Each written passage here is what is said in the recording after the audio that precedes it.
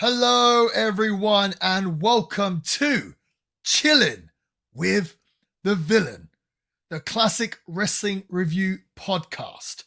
This week, we take it back to Unforgiven 1998, the first ever Inferno match, the first ever evening gown match. Now, we know that TV during the Attitude Era was off the chart. Amazing TV. But today, we ask the question, do the Attitude Era pay-per-views hold up? Were they really that good? I guess we'll find out. Before we go any further, allow me to introduce myself. I am the villain, Marty, Skrull, Globe, Trotter, pro wrestling veteran, but most importantly, a huge wrestling fan. You thought I was going to say something else, right? Wrestling. Tennessee Lee is on. Will come up later, yeah. Joining me today, he is my co-host. You just heard him speak. Sam, how you doing, mate? I'm all right, thank you, sir. How are you? I'm well, thank you. Big week for Villain Enterprises. Mm-hmm. I don't know if you saw. I'm not sure if you missed out, but we had the Villain jerseys for 2023 go online. And they sold out in just under 48 hours, I believe. It's funny because the majority of the sizes sold out right away. And then there's just like a few, I think like a medium and a large left. And so the majority all sold out within the first 5-10 minutes. But then it was just kind of like slow after that to get rid of the last final sizes. But the jerseys are sold. Medium and large would be the first to go, wouldn't you? Well, I had more of them. Well, that makes perfect sense. Yes, it's almost like you've done this before. Well, so people are listening. If you ordered your jerseys, they would have been shipped by now. Hopefully, you'll have them by now. Obviously, I don't control all the shipping and everything else. I've done my part. Lots of people asking me if I'm going to do the jerseys again, and I will say this: it's fun to do. And I really enjoy providing cool merchandise for my fans. But the jerseys were a lot of effort. And like the first batch of jerseys that came to me weren't up to standards. And then I had to reorder them. And it's a lot of, I don't really want to say the word hassle, but it's a lot of work. And I kind of feel like if I'm going to do more merchandise, I'd prefer to go into something else and something new. So if you missed out on this one, I apologize. You might have to buy them on the second market now because I don't think I'm doing jerseys again. and you want to kind of keep them sacred, right? To reward the people who did buy them. Exactly. Right? Yes, 100%. You know, I might do a second batch of the deluxe replica masks because people really love them. And of course, you put them on sale, they sell out, and then you get all these messages saying, "Oh, I missed out. I didn't know." Yeah. So I might do a second batch of them. I was thinking about maybe if I can get my hands, obviously, on more masks. I was thinking maybe I will put one up for a prize on our Instagram account. So we'll make some task. Obviously, you can't get it for. Well, it will be for free, but you got to do something, and we'll put it on our Instagram, work out a little competition, and someone can get a free signed deluxe replica mask of the villain. So keep your eyes on our Instagram account. If you're not following already, make sure you are at the Villain Pod. That would be very nice. Sam, what about you? How many jerseys did you sell this week? I didn't sell a single jersey. Are you serious? My garage is full of boxes. I don't know how you do it. Well, I did only buy extra small. Well, I thought you were going to buy one. You've got to have a social media account at first, That Sam, helps. to promote them. Yeah, that helps. Yeah, well, let us know, listeners, if you'd be interested in a Sam jersey. If you're extra small. It's been a big kind of week for wrestling news. Yeah. Even I've heard what's going on. That's how you know if it's a big week for wrestling or like a mainstream week for wrestling. how do you hear what's going on then? Because you're not looking on these wrestling websites or the social medias. So I'm assuming we're going to talk about a few of the same things, but I saw there's some news about CM Punk, which I saw when I went on our Instagram page. We get our recommend people you follow, the news and all that. It was all over it, right? Couldn't escape it. And I started going down the rabbit hole. That was there. That's number one. I'm sure you're going to be talking about that. And the Hulk Hogan, I don't know if he was in hot water, but or if people are mocking him. There's something. He told some tall stories, right? Well, yeah. I heard that on YouTube. That's not necessarily news, but of course, yeah. I guess the big news was CM Punk, getting fired, dare I say, from AEW. I saw the news and was actually pretty shocked. I was really surprised. I did not think it would come to that. He's landed in hot water before in AEW, is that correct? I think a few times, yeah. If what is reported on the internet is to be believed, yes. Which 9 times out of 10 it isn't to be. Right. Okay, cool. So I wonder what that's about. Do you have any ideas or thoughts of your own? I mean, this is all hearsay, I suppose. None of us were there. Right. Well, yeah. I guess that's the best way to look at it, because I feel like everyone has an opinion on this matter. And of course, everyone is entitled to have their opinion. Mm-hmm. Yes, I know some, if not all, of the parties involved, or most involved. But at the same time, I'm not there. So I wasn't there. I'm not there. So I don't really think it's fair for me to give an opinion on something when I'm not there or don't really know the ins and outs. I pretty much know the same as everyone else. And I don't think, all these people give their opinions. I don't think anyone would really care what mine is anyway. It's not based on one more baseless opinion. Exactly. In the sea of internet wrestling nonsense. Yeah. No, that makes sense. Yeah, so I'm not going to really comment on it. Okay, fair enough.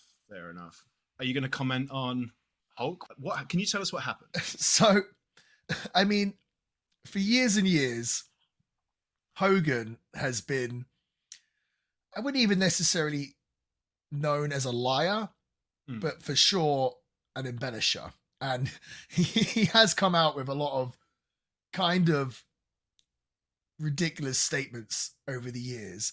And I think because Hogan is, what is he, 70 now? Mm-hmm. Maybe older? Something like that. Yeah. I think he doesn't realize that in this day and age, everything can be fact-checked. Verified instantly. Right? Yeah. Like, I'm sure when he told these lies in the 70s, people just took them for what they were. And added to his mystique and everything. And now people are just like, go on Wikipedia, didn't happen. Right, absolutely. Okay. So, you know what? I found a thread of these lies or presumed lies, and I saw so many other podcasts kind of going through them and joking about them and laughing about them and saying, how could Hogan lie about this? Why is he lying for? Blah, blah, blah.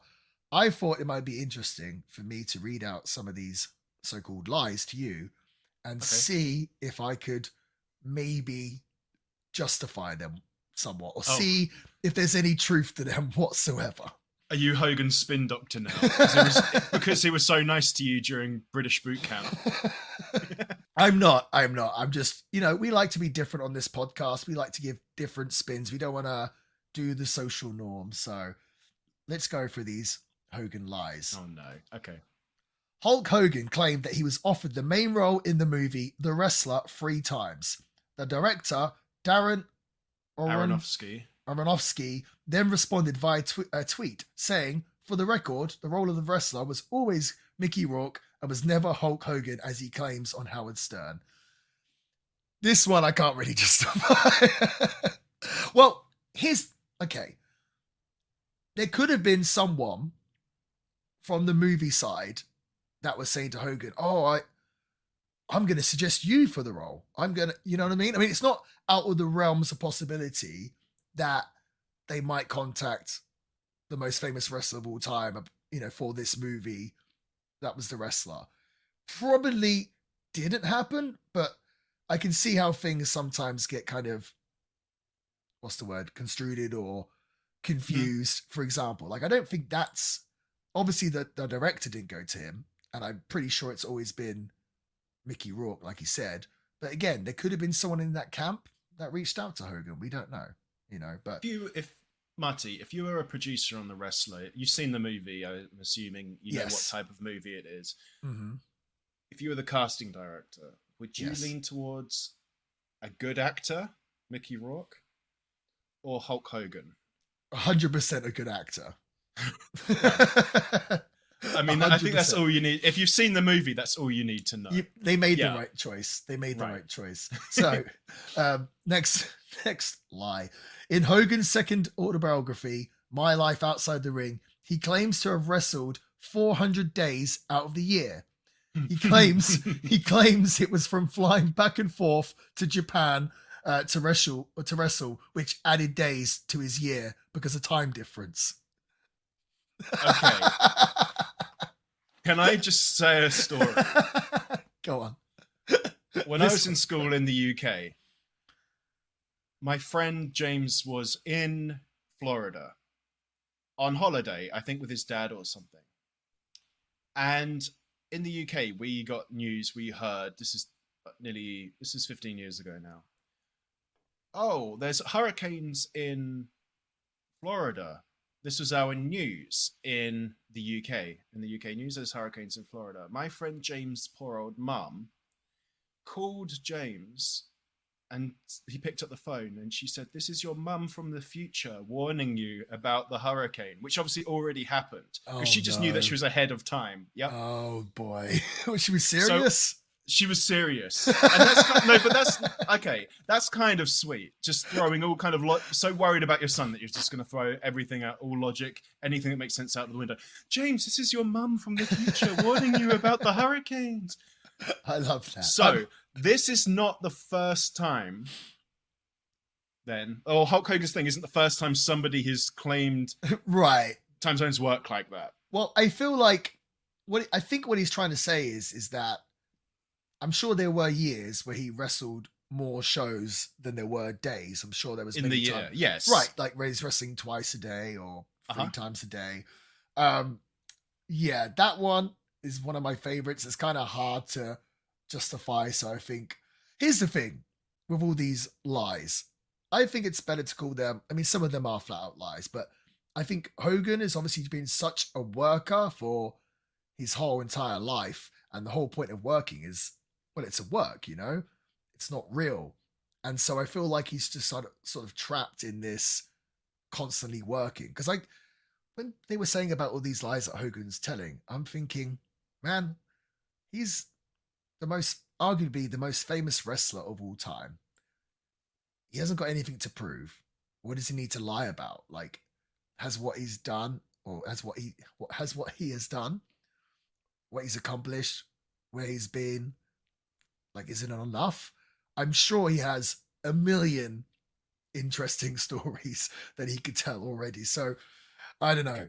That one's kind of funny. This next one. If we say that he doesn't get a pass for the first one, I feel like this one he does get a pass on. Okay. He's exaggerating and he's saying that he's works hard, like many. Yes. Like we get it. All right. Yeah. So 1 for 1. This one we're gonna struggle. Hogan claims that he was supposed to play bass for the Rolling Stones and Metallica. Both bands have denied this rumor many times. Lars Ulrich, is that how you say it? Ulrich, I think. Ulrich specifically said on the Howard Stern show, "I don't know Hogan. I don't know enough about him." Okay, so this one's kind of an infamous, famous one. Hogan was a bass player or guitar player. I think he was in a band when he was young. I don't think a successful band, but that's what he did before he was in wrestling. I don't think it's out the realms of possibility that someone from Evil Band's camp may have said to him at one point, "Hey, you should, like, come play with us like whilst we're rehearsing or whatever. Like I remember it was quite a few years ago now, but the Adam Jones from Tool, the band Tool, he was a big wrestling fan, and I was in LA and he invited me to come watch the band rehearse in Malibu, I think it was. Mm-hmm. And obviously I can tell you that story and not try to spin it into they invited me into the band or anything else. Okay. But again, he's probably took a lot of knocks to the head. He's getting older and older now. Is there a chance someone from their camp said, yeah, like you said, come play with us or whatever, and Hogan has kind of embellished it? It seems like a lot of this stuff, it feels like maybe there could have been an element of truth, but Hogan just turns the volume up and just embellishes. Right. And it's worth saying that everybody's granddad tells these stories. Yeah, that's right? true. Don't they? The big thing in England, I always found, like anyone you meet would say, yeah, like I was supposed to play for Tottenham Hotspurs under 21s, but then I got a knee injury. Like, how many times have you heard stories like that, or to do with rugby? Like a million times, I find. Like everyone was supposed to do something, but then something happened to them. So again, maybe one day we'll do top 5 granddad stories that are blatantly made up. We should. But this one again, Hogan was or is the most famous wrestler in the world. So like, I don't think it's completely out the realms of possibility that he spoke to someone at some point. It's more believable him than, let's say, you or I. This next one. So that one. I'm leaning. Yeah, I think that one. I think he's bullshitting. This next one.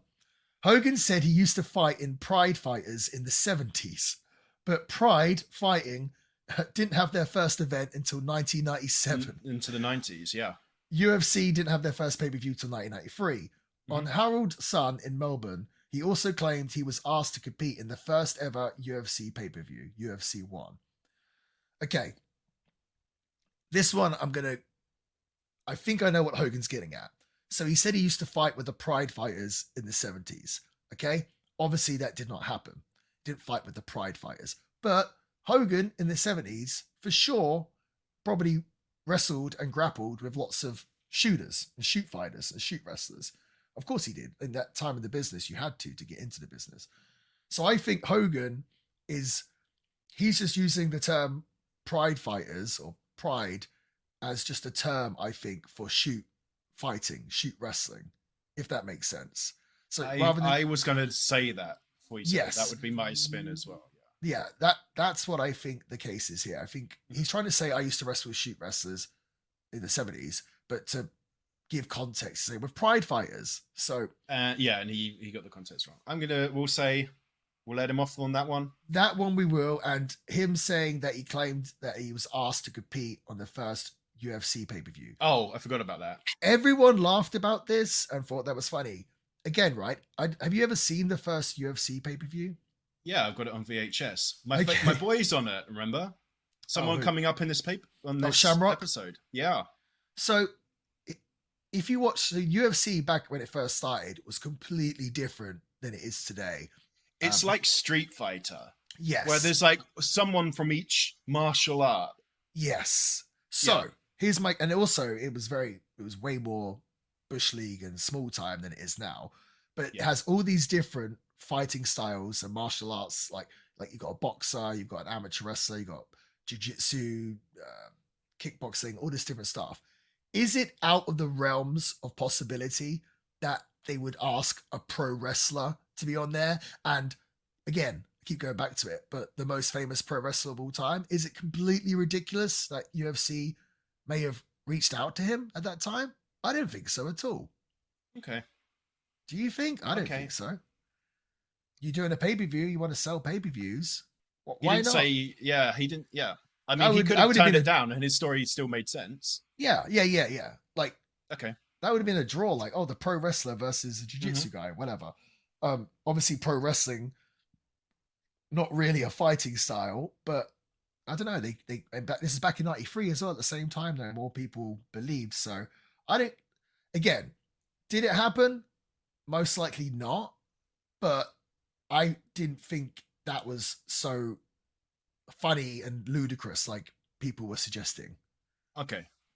Um, The Pride Fighters one, I'm giving a pass on that one. I'm going on a middle. okay. I feel like you're going for a double plus. Well, it does seem like a weird thing to lie Okay. about. Again, it's probably Okay. BS, but again, I'm trying to help him out here, trying to Mhm. see if there's any realms of possibility. Okay. This one's interesting because I actually think this statement is actually not exactly what Hogan said.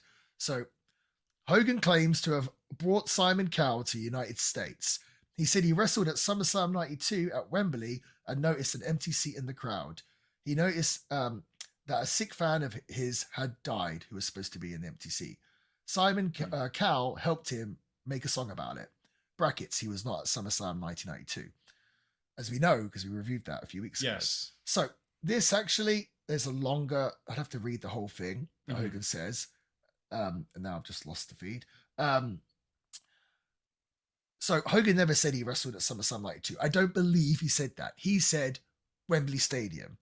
He kept saying Wembley Stadium, which he never wrestled at. But I'm pretty positive Hogan wrestled numerous times at Wembley Arena. So I feel like that's quite an easy thing to get confused between, especially for someone like Hogan. We talked about it, yeah. Right. How confusing that is. It is confusing. It is confusing. So he did. I'm sure he wrestled at Wembley Arena. Maybe I should check. Also, so I read this out, but the story is more like this. He was at the show. He said there was a Make-A-Wish kid. Mhm. Hogan, he said he was there with Mr. T and Michael Jackson. Spoke to the kid. Said he was going to win the match for the kid. He goes out there later in the show, goes to wrestle, looks for the kid, and there's an empty seat. When he gets to the back, he asks, where's the kid? They say, oh, he died. So I don't know if Hogan is suggesting that the kid died during the show.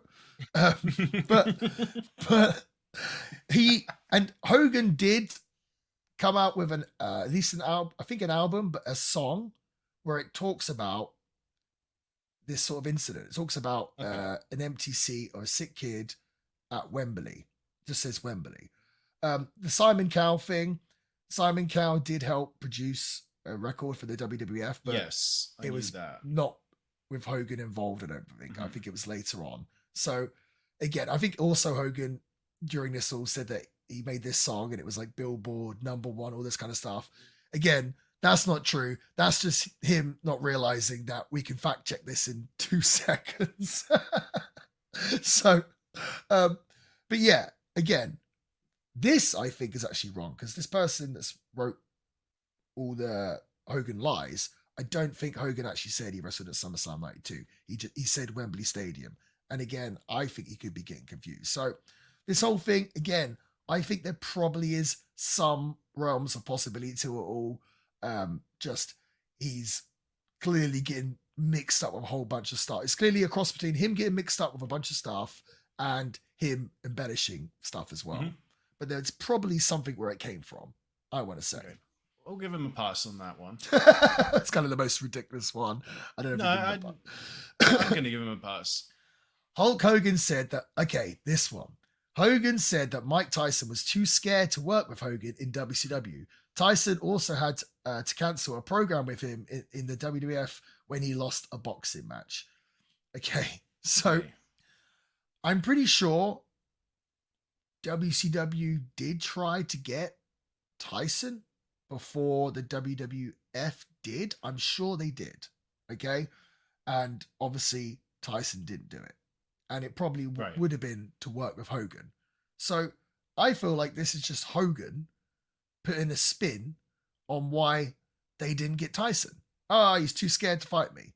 I don't think this is like a serious actual. I don't think he's suggesting Tyson actually was like, oh, I'm too scared to wrestle Hogan, because obviously not. I think it's Hogan being a character and being a gimmick. Right. I was, that's how it sounds like to me. Right. So I don't think that's completely ridiculous. So we'll give him a pass on that one. All right. This one, oh God, there's quite a lot here. Maybe I should do one. I only know one, and you haven't said it yet. Okay. Hogan said that he had a match in Japan with Antonio Inoki. He claims that Hogan beat him up so bad that Inoki died, but got brought back to life via CPR after the match. Then he said that Hogan couldn't work in Japan for a while after because the Yakuza were after him. This one, I'm going to put this one down to the sports entertainment again. Okay. I think he wrestled Inoki, but I don't remember him killing Inoki and then giving him CPR. Being resurrected, yeah. This next one's actually really kind of funny. In 2015, Hogan claims to be the first person to have noticed Kevin Owens as the guy. He said, "That's the guy. I don't care if he looks like a wrestler or looks like an ice cream salesman. I don't care. That's the guy." So kind of taking credit for Kevin Owens, Kevin Steen, who had been on the independent circuit and Ring of Honor and everything else for years. Yeah. Again, that's Hogan. That's him. He obviously at some point endorsed Kevin Owens, but he has to put his own spin on it. Like, I was the first to notice him, which is kind of ridiculous, but it is what it is. This is probably the one you've heard of that he's sort of told for years, because this one, it changes every single time he tells the story.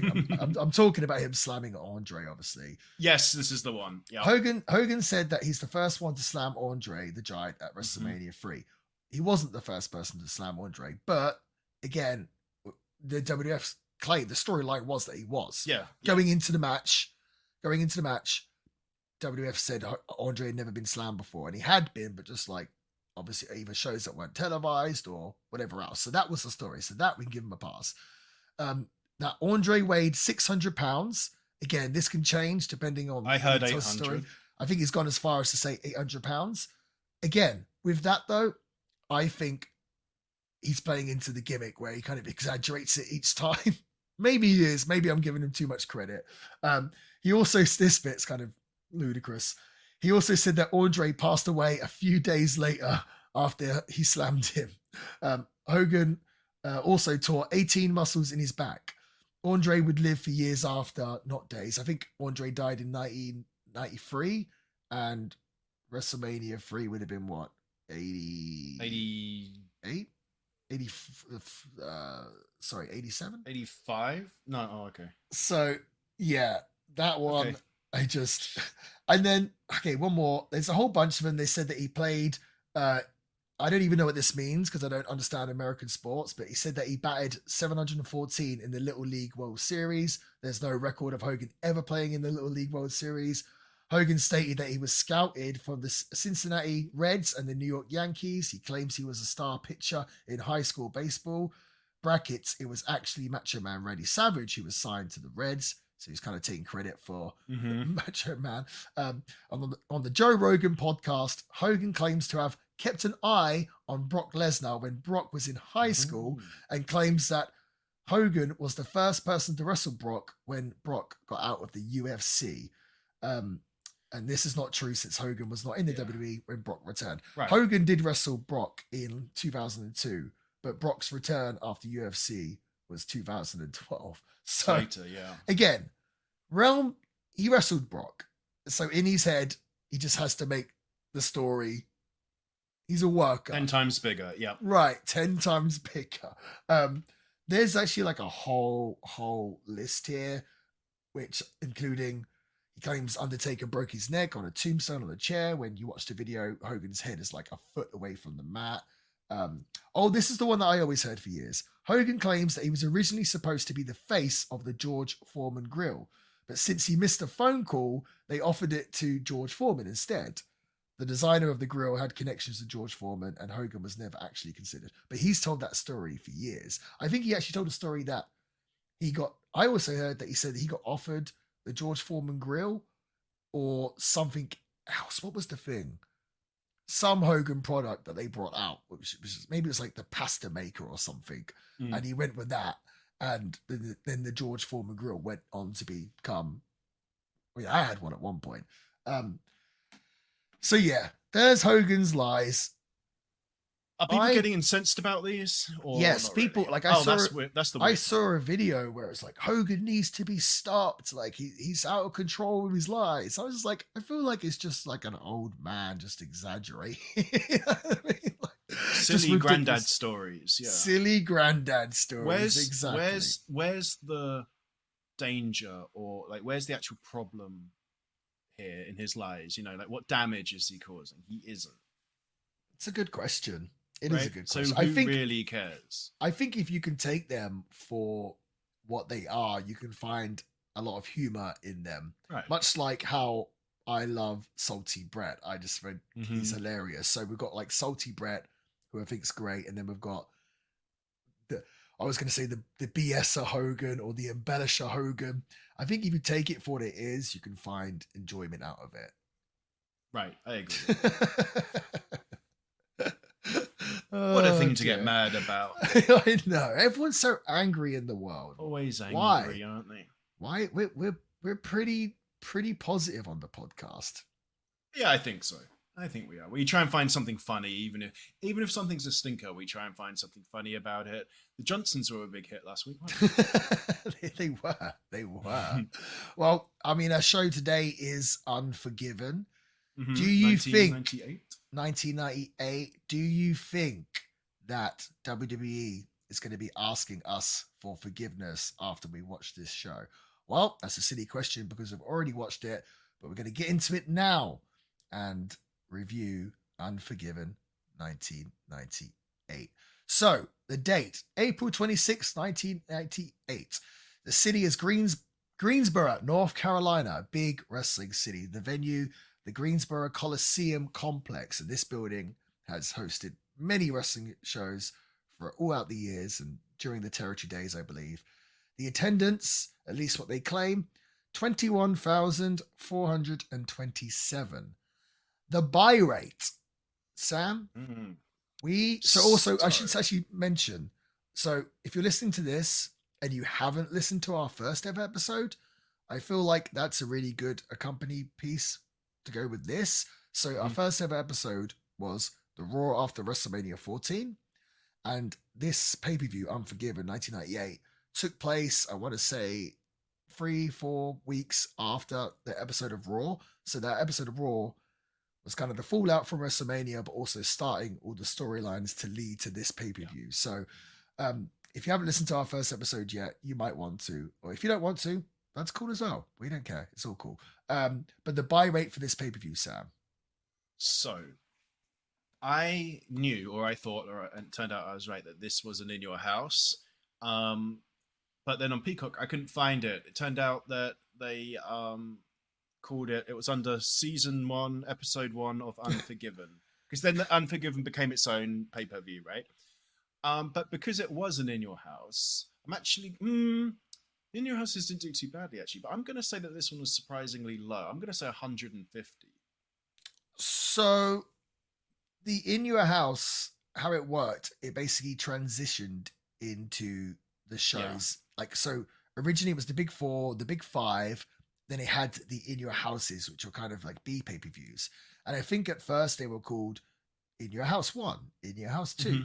But then they started adding taglines to the show. So it'd be In Your House, it's probably going to be wrong, but In Your House 8, Beware of Dog. Or In Your House 12, He Buries Them Alive. That might be wrong, so I can't remember. And we had Canadian Stampede, episode 4. That was In Your House 17, Canadian Stampede. So I think after a while they just thought, why are we drop In Your House? In Your House and the number. Let's just use the tagline as the show name. So essentially all these other pay-per-views like Unforgiven, No Mercy, I'm trying to think of a top, Backlash, all these shows essentially like B pay-per-views. So but your guess was, well, how much? 150?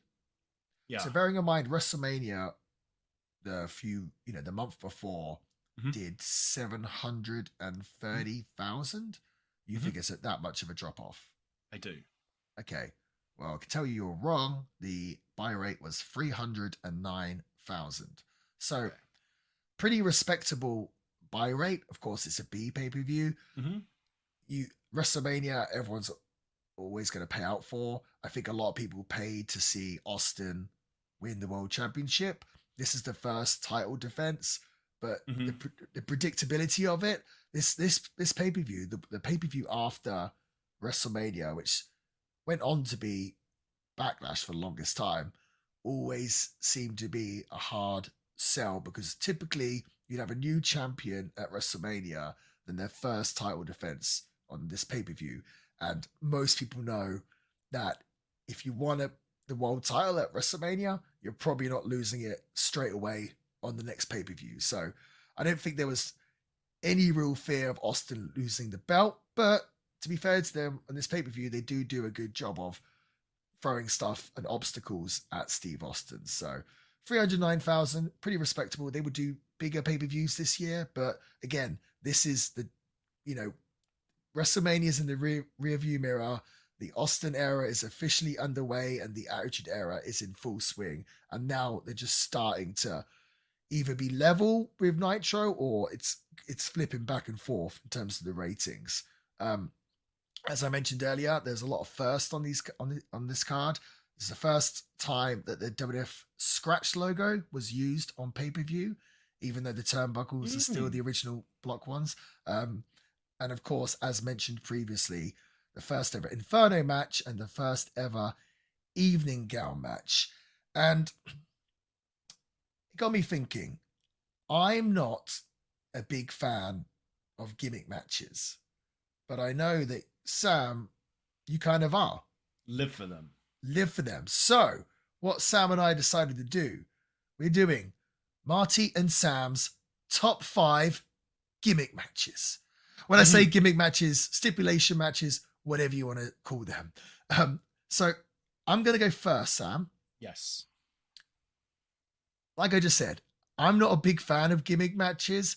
I like traditional wrestling. Maybe I'm going to be really boring. They might be. They might be. I'm a bit of a square with my stipulation matches. Okay. I've been wrestling, nearly 20 years, and I've only had a couple of handfuls of gimmick matches. Not my style, not my thing. And I think me as a fan watching, same thing. So, are yours in order? Because mine aren't really in order. Mine are in order. So number 5 is my least favorite. Number 1 is my favorite. Okay, I haven't put these in order, but I'm going to read them out to you. So, first of all, 2 out of 3 falls match. Number 2, an Iron Man match. Okay. Number 3. Oh, that one's a good one. There, yeah. Okay. These are all good. I like 2 out of 3. God. You can tell such a cool story with 2 out of 3 falls. Yeah. I'm all about the story. Number 3, again, these aren't in order. A submission match. Big fan of that. One of my favorite matches of all time was submission match. Brett and Austin. Come on. Number 4, a mask versus hair match. I think that counts as stipulation. Yeah. It's big in Mexico. Obviously, they do mask versus mask, but quite often mask versus hair. And it's actually one of my goals in wrestling. I've done a lot in wrestling, but I really, really want to do a mask versus hair match in Mexico. I would just love to be able to do that, to do it in a big arena with a big star and tell a good story. Mask versus hair. I've had this top knot now for many, many years. Pull it on the line against someone's mask. That would be a dream come true for me. And then number 5, I've kind of cheated here because I guess it's similar to a submission match, but technically should be different. An I Quit match. I swear. Oh, you were going to say. All right. Go on, Sam. Give it to us. Wow. All right, then. We know what I'm going to have on it. This is going to be cheap. Well, I know Tables cheap. is on there. This is flashy. Mine's like the opposite list of yours. Go on. Mine's obnoxious. Okay. So, first of all, shout out to, didn't make the top 5, shout out to Custody of Dominic. Of course, right? You know I love that. Is that a match stipulation or just one match stipulation? But you want to bring it back, right? It's a gimmick match, right? Yeah, I want to bring it back. I want it to be a pay-per-view. Okay. Number 5. I know that this is a bad start. Because number 5, I don't know what it's called. But I'm going to describe it, and I hope you know what it's called. Okay. I think there was an ECW one and a regular one. And every 5 minutes, a new guy entered the ring. And there was 10 guys. And they just start as they mean to go on. Everything's normal. Whoever pins is an interim champion.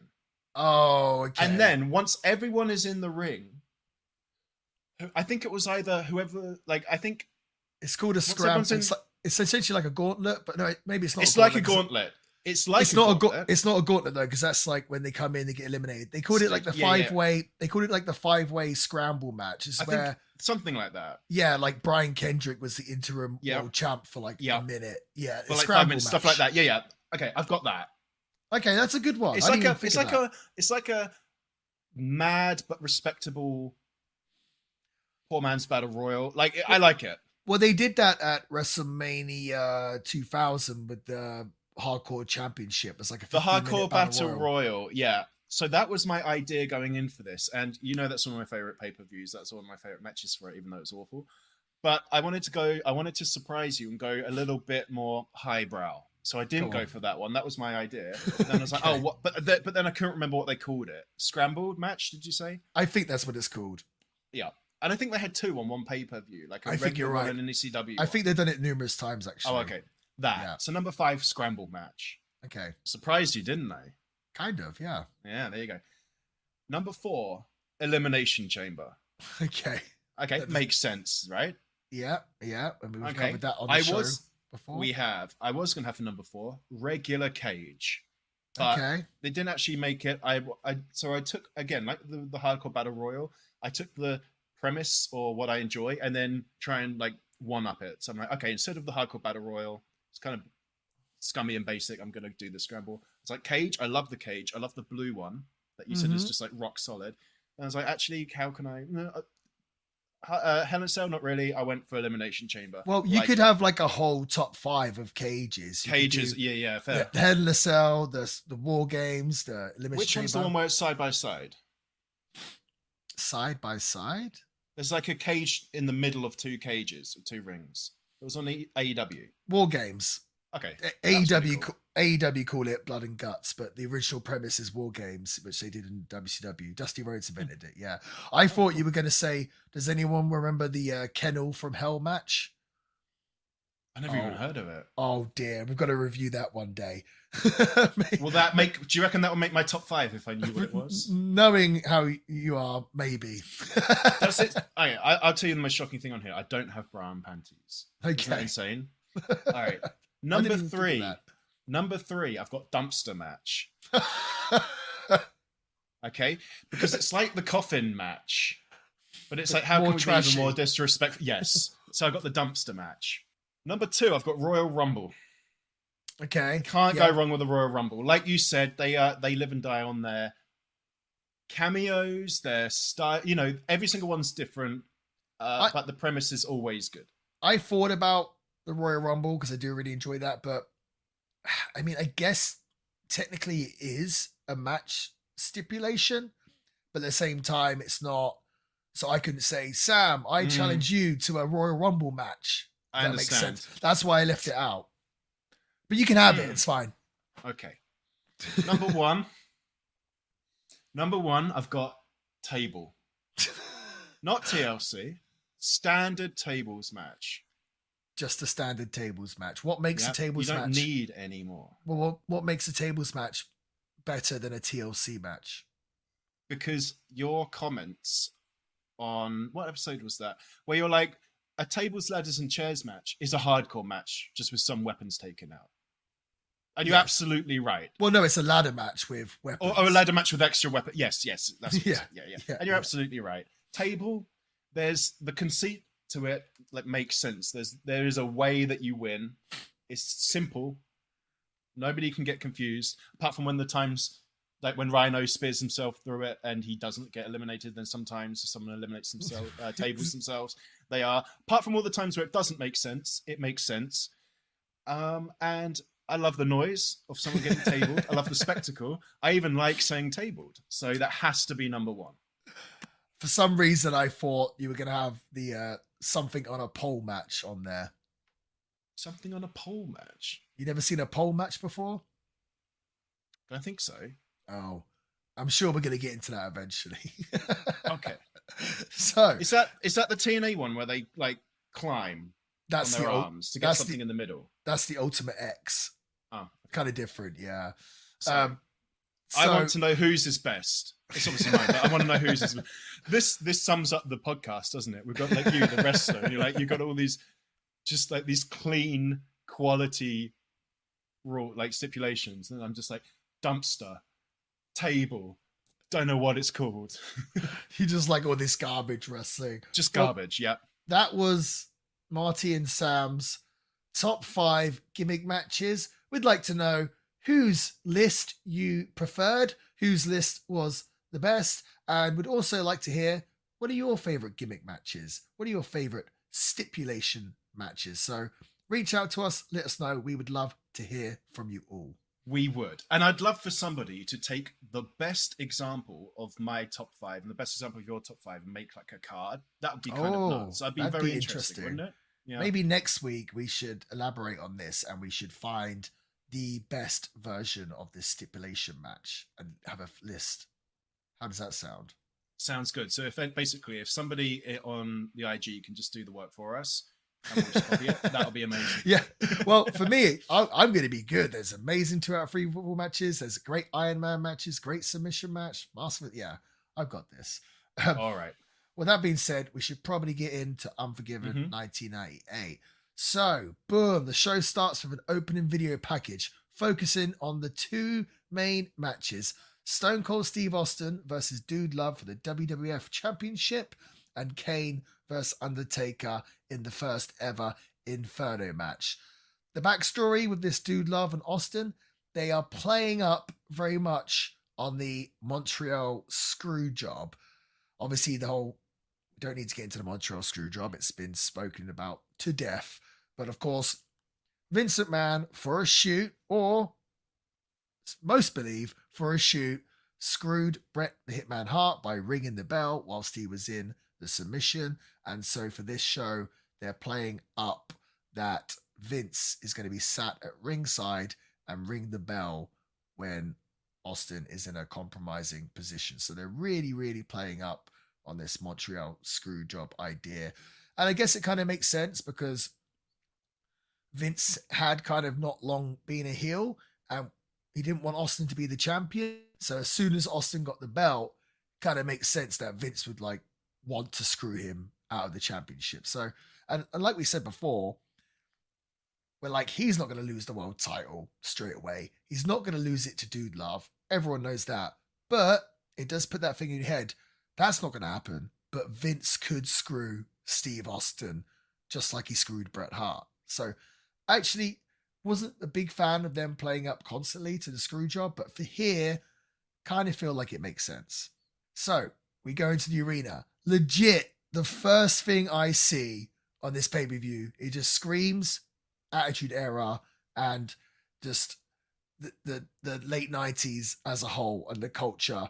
We spoke about it a lot on episode 1. Legit, the first thing I see is a sign that says X-Pac is gay. Is gay. Yeah, right. Just like, they didn't even hide it on the camera. Just like, geez, that was. There's so many signs like that, like this homophobic signs, all this kind of stuff. It just very much, what year we're in when you just when you look at the that audience and see the signs. So we kick the show off with Ken Shamrock, Steve Blackman, and Farouk. Oh, what a team of badasses taking on The Rock, Rocky Maivia, D'Lo Brown, and Mark Henry with Kamu Mustafa, the Nation of Domination. We are the Nation of Domination. So, of course, Nation of Domination, we haven't really spoke about them much on the podcast, and maybe a little bit on episode 1. They're kind of in full force here. They have kicked out Farouk from the Nation of Domination. I think we actually did cover that on this show. So Farouk now has turned babyface. He's teaming up with some mega badasses, Ken Shamrock and Steve Blackman. This match, a lot of good talent, a lot of good characters. 13 minutes and 30 seconds. I think we could have done this in about half the time. Yeah. This didn't seem like a great opener, maybe for the entrances, but the match itself, kind of a drag. The most entertaining things here, I thought it was interesting because here, of course, The Rock was the baby face and the crowd turned against him, chanted Rocky sucks, and then he turned heel, joined the Nation of Domination, and you just see him kind of slowly working things out, climbing up the ranks. Then he's not just a heel in the Nation of Domination. He turns on Farouk, kicks him out, becomes the ruler of the Nation of Domination.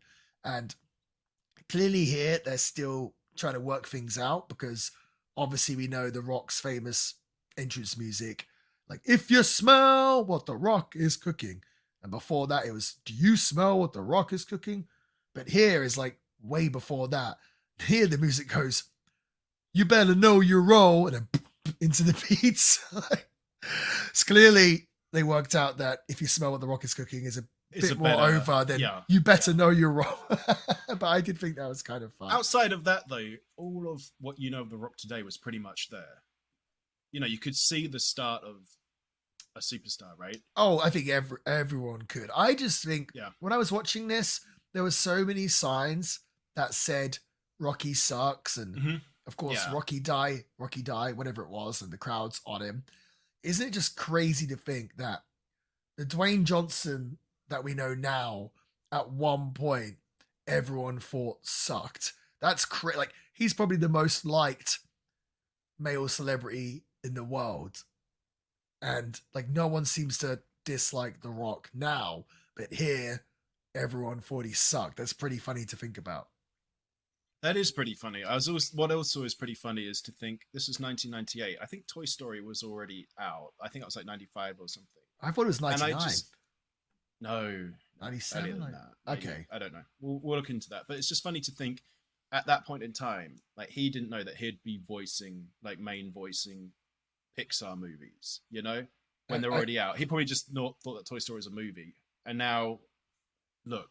And it's just nuts to see his trajectory. But I'm going to disagree with you. About what, the date that Toy Story came out? Like, no. I think The Rock probably knew he was going to end up. Oh, you reckon? Well, I think he probably. Well, I didn't. Yeah, but he's like, I'm going to conquer pro wrestling. Look at the confidence in the gotcha. guys. Yeah, I'm going to conquer pro wrestling. Then I'm going to conquer Hollywood. I feel like he was pretty confident in his abilities from the get-go. Fair play. It was 1995 that Toy Story got released. 95, okay. Yeah, in America at least. But yeah, that is interesting to think about. Another thing about this match. So, on Invasion show that we reviewed a few weeks ago, I spoke about how the APA, long after becoming the APA and kind of scrapping the Acolytes gimmick. So they were the Acolytes in the Ministry of Darkness, a more sort of darker character. But even like years into them being the APA, or at least a long while, they still just had the Acolytes tights and they didn't update them. It felt like, guys, you need to change your gear already to update it to the current gimmick. I completely forgot that I always had the same feeling with Farouk after he left the Nation of Domination. So he gets kicked out of the Nation. Yes. And you assume, okay, maybe this might be the time they're going to push Farouk, because he was the world champion WCW years and years prior to this. And, I didn't know that ever. Yeah. And you think, okay, they're going to push him out in the Nation of Domination, give him a big singles push, try him as a babyface. But it felt like he kept the Nation of Domination gear or colors for way too long after being kicked out of the Nation of Domination. I feel like if you're out, you got a gimmick change, you got to change the gear. You can't just keep wearing it. It reminds me of his first opponent's D'Lo Brown. They're basically in the exact same outfit. Yes, exactly. Exactly. It reminds me when the Rockers broke up, Marty Jannetty and Shawn Michaels. Mm-hmm. Shawn Michaels instantly changed his gear, all his gimmick, everything else. And Marty Jannetty just kept doing the same gimmick with the same gear, but it's like, you're not the Rockers anymore. You're just on your own. So like Shawn ended up being the megastar and Marty just kind of got left behind. And I'm like, I genuinely think that, I'm not saying he would have been world champion if he did it, but I genuinely think that Farouk not updating his gear here hurt him in the long run. I think it hurt his push as a singles competitor. And he didn't even learn his lesson because the Acolytes kept the gear for years as well. Yeah, you're right. That's pretty funny. But it must be so comfortable for him. Maybe. Like, just like, well, it fits and I love it. Right. Yeah. There was also something, we've spoke about Steve Blackman quite a bit on the show. Yes. And there's something about Steve Blackman which I've always known, but I've never brought it up on this show. I never spoke to you about it, and I feel like a lot of people don't know this. So When it comes to Steve Blackman, I feel like I have a right to know. yes, you So do. please. So do the listeners. So I Mhm. I didn't actually know this until quite a few years ago when I was doing research or whatever it might be. Mm. But Blackman, obviously, people remember him sort of debuting in the WWF in 1997. And I think at one point it got me wondering, like, where did Steve Blackman come from? Like, where did he train? And obviously, we know he's got a martial arts background, but it's like, where did he learn how to wrestle? So at the time when I found this out, I was pretty astonished that Blackman actually started wrestling in the mid to late 80s.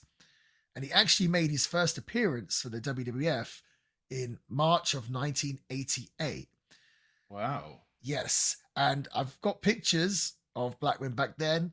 He looks pretty different than he did how we know Steve Blackman. So I'll definitely upload them onto the Instagram.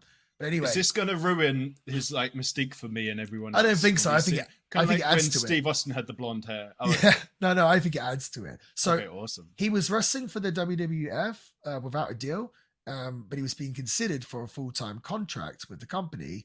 But then he wrestled on a tour of South Africa in 1989, and he contracted malaria. Hmm. And he essentially ended up being bedridden for like 2 years. Like, couldn't do anything, right? So after his rest, during which he like lost all his muscle mass, Blackman spent another 4 years in physical therapy to recover his condition. During that time, he incorporated all this martial arts training, like Taekwondo. Basically, once he got in shape, which, as you see here, clearly got in incredible shape, he reached out to his friends, Brian Pillman and Owen Hart, for a tryout with the WWF. And yeah, he had the tryout. They presented him to Vince McMahon and they hired him. So, knowing all that, it just adds to how much of a badass Steve Blackman really was. Pretty crazy, because when I think of Steve Blackman, I don't think of 1980s WWF wrestler. No, me neither at all. I had no clue. But I always did kind of wonder, like, where did he come from? What was his background? Well, now you know. Also, he's such a badass because 2 years bedridden isn't the fun ride that it is nowadays. No Nintendo Switch, True. no Hulu, Yeah. no YouTube. No, Chilling with the Villain. No Chilling with the Villain. What did he have to do? That's a crazy story, man. Thanks. Yeah, no idea. Had no idea about that. The last thing I just want to say about this match, I think we had a conversation. I can't remember if it was on this podcast or not, where you said you were a fan of the Dominator, and I'm not. And when I'm talking about the wrestling move, the Dominator, I'm not a big fan of it, and I said I think it's kind of awkward and everything else. This match, I was actually pretty shocked. The Rock took the fall here from Farouk after a very sloppy Dominator, and it just made me, when I saw the move, I thought of you, because I was like, oh, Sam likes that move and I don't, and I was like, didn't look good here. I think that's another win for the Villain. Okay, yeah, that is in my notes. Let me give you my notes on the match. Don't have too many. First of all, my notes scrolled up. I didn't realize I scrolled up, so I went actually back to the start of my notes for the match, the episode before. So I just looked down my notes and I look, and it just says on my screen, here's an example of how well I research and do my notes. It just says, I like Jimmy Yang. And I was like, looking at that, I was like, why do I feel the need to bring up, why have I written down that I need to talk about Jimmy Yang again this week? And then I realized what I did. But actually, my actual notes are much better, because my first thing I've got is Shamrock, Blackman, shredded boys in block capitals. They are shredded. Wonderful looking men. Absolutely shredded. Couple of things. So Farouk is either back from Haiti, or he didn't take the Rock up on his request. If you remember from the Raw after WrestleMania, go back to Haiti, where he's not even from. We think that he said that. We think that he said Has that. it been and confirmed? I have been wrong on this podcast before. Very true. It has happened. So we'll have to go back. Can I suggest, if anyone that's listening is good at like graphic design, if they could make a picture of Steve Blackman and Ken Shamrock's bodies and put mine and Sam's faces on top of them, I would greatly appreciate that. That would be wonderful. And it could be like a Christmas gift for our mothers. It would be. And I don't know how it always comes up, but it always comes up that I've been banned from Bumble and Tinder and everything. This is why, because I just put my head on Steve Blackman's body, and they said that's inauthentic. Next thing I've got is I get my boys, Steve Blackman, Ken Shamrock, and I get the Dominator. And I was so excited. The Raw before WrestleMania on our first episode, I was so excited to see the TKO, my other favorite move. And if you recall, it sucked. He did, yeah. I see the Dominator getting set up, and I remember you said, "Well, you never get to see the Dominator anyway. He gets the Rock up for it." I'm like, "Here we go. I get to show Marty." I'm like, "First of all, I get my Dominator," and it was just the worst one I've ever seen. I was like, "Ah, damn it!" It's an awkward move, and The Rock's a big guy. He's a big guy. He's a chunky guy, but yeah. So that Dominator was a huge letdown. However, Steve Blackman and Ken Shamrock looked amazing, which more than made up for the Dominator. The match itself, yeah, far too long. Was it 13 minutes? Too long. For the most part, the crowd sounded pretty dead and non-interested in this 6-man tag. So what do? We put out the hottest thing in wrestling right now. The WWF champion, Stone Cold Steve Austin, comes to the ring and he demands that the timekeeper jump in the ring with him. I guess a few weeks earlier, Vince McMahon had instructed the timekeeper to ring the bell during a Dude Love and Steve Blackman match. Dude Love applied a submission to Steve Blackman. Vince made the timekeeper ring the bell to kind of replicate this Montreal screw job. So basically this promo is just Steve Austin in the ring bullying this timekeeper, saying, okay, if you don't do what Vince says, he might fire you, but if you do what he says, I'm going to kill you. So, you know what's funny? Like, I remember being young, obviously at the time, during this whole Austin era. And at first, because Austin was the anti-hero, obviously he was doing stuff that was traditionally heel stuff, but the crowd loved him for it. But as a kid, at first, I didn't get it. And I just thought he was still a heel.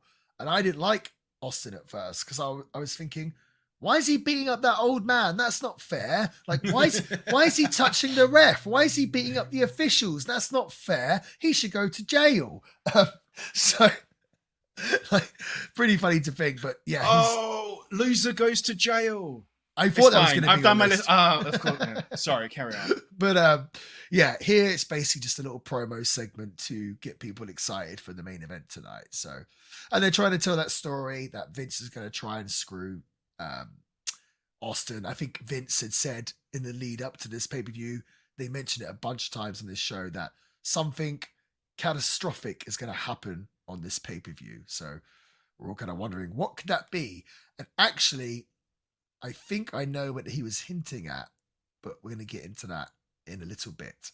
So when it comes to the main event, I've got a question that is actually about this part that will make more sense when we talk about the main event. Well, you know what I did like about this part is how Austin comes out, and the first thing that Jim Ross says, he says, I don't know about you, but this wasn't on my lineup.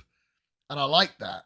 The fact that, because now I watch the TV and they have these guys come out and do long promos, and you think, like, was this just put into the show? Like, oh, you're a wrestler, you can have 10 minutes to talk at the start, if that makes sense. So they're actually trying to cover it here by being like, oh, he's just come out on his own terms. Like, this is not even on the lineup. Like, I quite enjoy that, explaining it.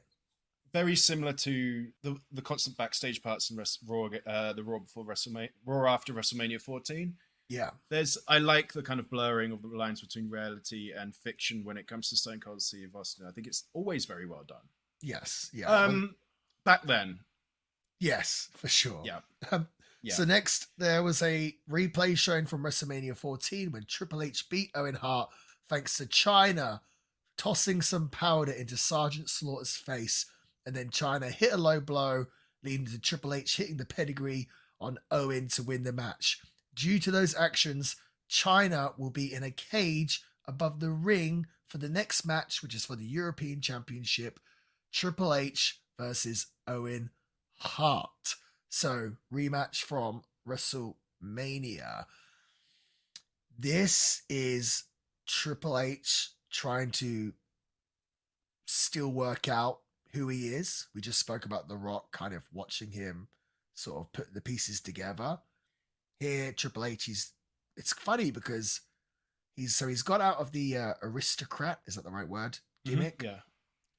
He's still a year or two away from the game, but here it kind of feels like he's quite far away from what he's going to come to be, even in the next year or 2 years. So he came a long way in that year or 2 years, because in quite a short amount of time. In a short amount of time. European Championship, never really been a popular championship. I think they tried, like, here before this, Shawn was a champ. Shawn was also the world champ, so he like gave the championship to Triple H as a gift or whatever. So already kind of devalued the European Championship. I don't really know what the idea was with the European Championship, other than they were doing good business in Europe. So I think the original idea was probably like, oh, this could be a belt that can headline shows in Europe, which would have, that's how they had the first champion. It was, well, maybe not the first, but British Bulldog won the championship first in a tournament in Europe.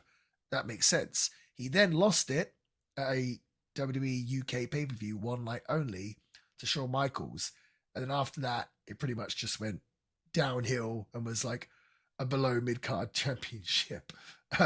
So yeah, the European Championship's not really a big deal here.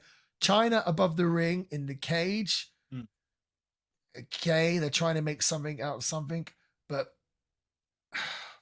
this match, again, hate to say this because we kind of said it about the first match. It's 12 minutes, 26 seconds. It felt like 40.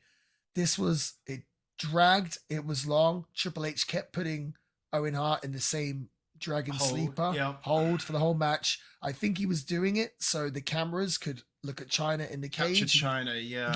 But oh my God. This is, so my big thought coming out of this match. As you know, I'm a massive fan of the Harts. Bret Hart, probably my favorite wrestler of all time. Owen Hart, one of my favorite wrestlers of all time. Love Owen Hart. And this never really gets discussed because I think people love Owen so much.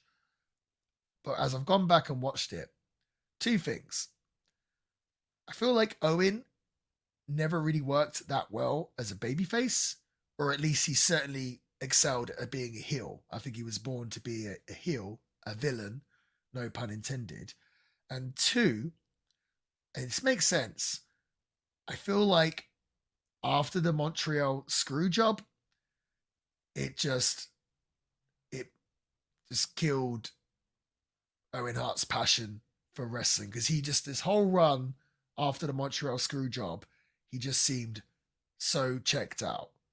They tried to do, Bret left because he was in the Hart Foundation before Bret left. They tried to do this storyline with Owen where he was the Black Heart and he would run out to the crowd and beat up T-Generation X, which I think if they actually would have really ran with, they could have got him pretty over. I remember the first time he ran out in street clothes and started beating up on DX, it was really over.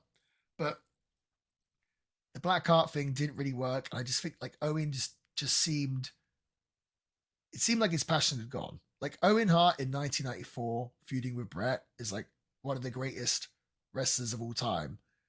Here as a babyface, as the Black Heart, it seems almost like two different wrestlers. And I just had this point on the show is making that when you finish a gimmick or change gimmick or leave a tag team or a group, you should update and change your gear. Owen did that here. He dropped the pink singlet, the Bret Hart or the Hart family colors, and he changed it to this Black Heart gear. Yeah. I'm going to contradict myself here. I actually think that maybe Owen should have kept the pink, because I almost feel like maybe he should have kept representing Bret after Bret left, because it was so hot, and just to show people like, oh, like I think people switching the channels. They're like, oh, Bret's gone, but his brother's still there fighting for him. Like maybe that would have helped. I don't know, but either way, I felt like, yeah. I mean, I think in this match especially because DX is starting to, they're supposed to be heels, but they're starting to kind of get over with with the fans because they're saying "suck it" and stuff. So the crowd's kind of cheering Triple H here, and kind of booing Owen Hart. So I think not long after this, they actually switched them, turned DX babyface and Owen Hart to a heel again. But yeah, that was my thoughts. We spoke early on about how I thought DX was an NWO ripoff, and as Triple H comes out, someone in the audience has a sign saying NWO wannabe. So it wasn't me. I can confirm that was not me. Someone else has the same opinion. And I think the biggest pop of this match for me was Triple H does the crotch chop, boom, Yeah. And Jerry Lawler says to Jim Ross, he goes, "Do you know what that means? Suck it." And Jim Ross just goes, "That's not very nice." He's like, I'm sure Hunter's trainer, Killer Kowalski, never said that. I know. I that was funny. Oh my God, what a stuck in the mud he can be. But, so funny. But the crowd seemed bored, right? Am I wrong?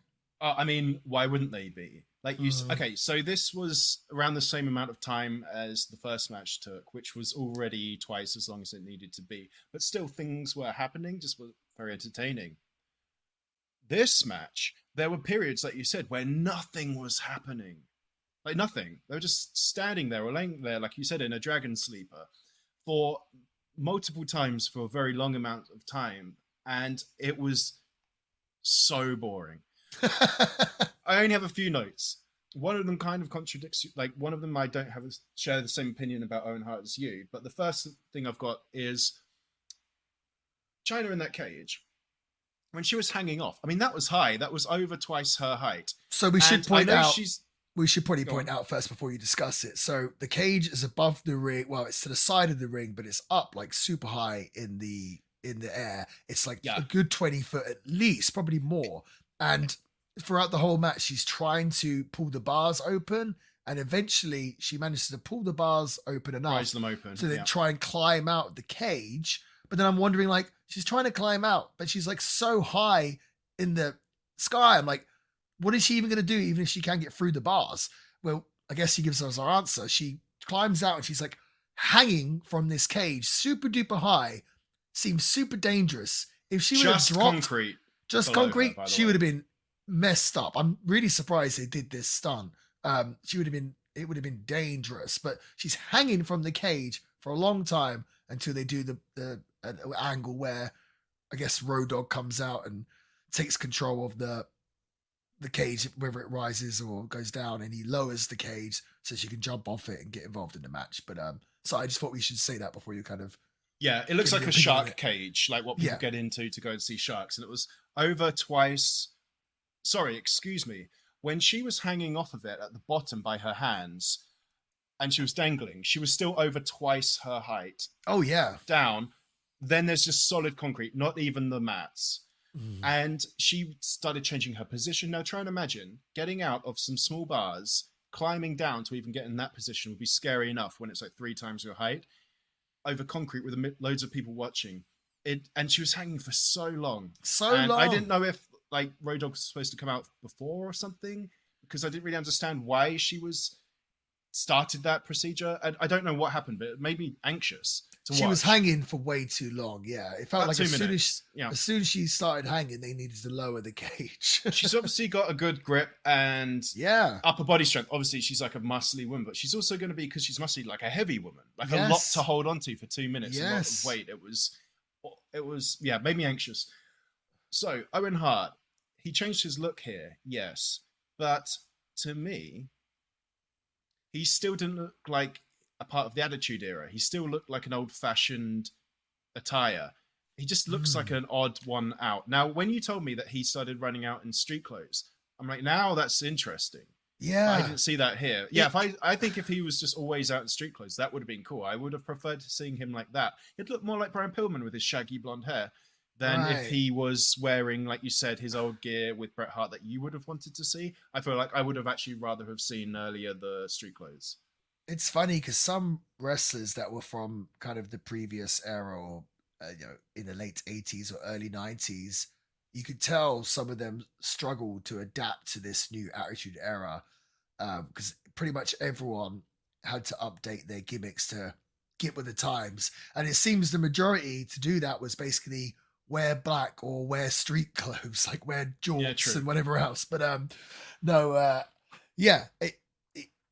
I mean, I'm still a fan of Owen. I will say this in this match, he hit the best pedigree I've ever seen that's not been done by Triple H. I have a theory that everyone that does pedigrees, that's not Triple H. It just doesn't look right, doesn't look good. Nope. He hits an awesome one here on Triple H. So it's the best one I've seen that's not Triple H or early years Triple H. Like I said, love Owen, him one of my favorites of all time. But in this 1998 run after Brett left, I think he lost his mojo. I think he was just checked out. I think he was there to collect a payday, and totally makes sense. So talking about wrestlers being out of date, really strange segment next. So we spoke about this on week 1 of Chilling with the Villain, of the NWA invasion of the WWF, not the NWO. No, nope. This was the much less successful version, the NWA invasion. We're basically headed by Jim Cornette. So Jim Cornette makes his entrance. He cuts a quick promo saying, "Oh, this really made me laugh." Because so they're in North Carolina, right? Where Jim Crockett Promotions, NWA, was a big deal. The Rock and Roll Express were a big deal. And he says, "I guess there's still fans here that think the Rock and Roll Express are the best tag team in the world." And it's like, I don't think they do. Like, this audience has moved on. This is the Attitude Era. All people care about right now is Suck It and You Kiss My Ass and Austin 316 and all this stuff. It's like, I'm sure there was fans in the audience that grew up on the Rock and Roll Express, but I think there was just far too many new fans to know the Rock and Roll Express. So the match ends up being the New Midnight Express with Jim Cornette. We spoke about New Midnight Express before. They tried to come up with this is so bad. It was Bob Holly and Bart Gunn. They made him a tag team, put them in Jim Cornette. Obviously, Jim Cornette for years was famous for managing the original versions of the Midnight Express. Here, they're trying to do a new version. It's in the Attitude Era. It's just not going to work. But the Rock and Roll Express, first off, I will go and say I'm a massive fan of the Rock and Roll Express. Like, they're one of the best tag teams ever. And that's not my opinion. That's just sort of fact. In fact, I'm wearing a Rock and Roll Express t-shirt right now. Obviously, if you're listening, you can't see that, but I picked that up the other day. So I'm a massive fan of Rock and Roll Express. And the original Midnight Express feud with the Rock and Roll Express was legendary feud that they had, and they wrestled all over and did, had amazing matches, drew amazing houses, and it was big business. The Rock and Roll Express versus the Midnight Express. Here we're in 1998 during the Attitude Era. Dude, again, I love Rock and Roll Express. Can you guess how old they were here? They look so old. I'm going to say they're 60s. Give me a number. 64. Early 60s. Early 60s. Okay. Yeah. Ricky Morton here, God bless him, is 41 years old. And Robert Gibson is a year younger. Apparently, I'm just going on what their ages are on Wikipedia. Robert Gibson is 40. It must have been the rock and roll lifestyles, but like you said, I remember watching this at the time as a kid and thinking these were like, in their 60s. I can't believe that. When you said guess how old they are, I thought, should I give something crazy? Because I really thought they were early 60s, and I didn't want you to go, yeah, that's right. Okay, we'll move on. Is it that? Oh, okay, then yeah, it's that obvious. All right, cool. Well, like Robert. Yeah, I thought they were 60s. Ricky, who's the blonde one? Ricky Morton. Yeah, I swear he's the one that made me say 60s. Like, I looked at him, I just thought he looks like the world's oldest wrestler. Well, it's funny because one thing, so Robert Gibson is 40.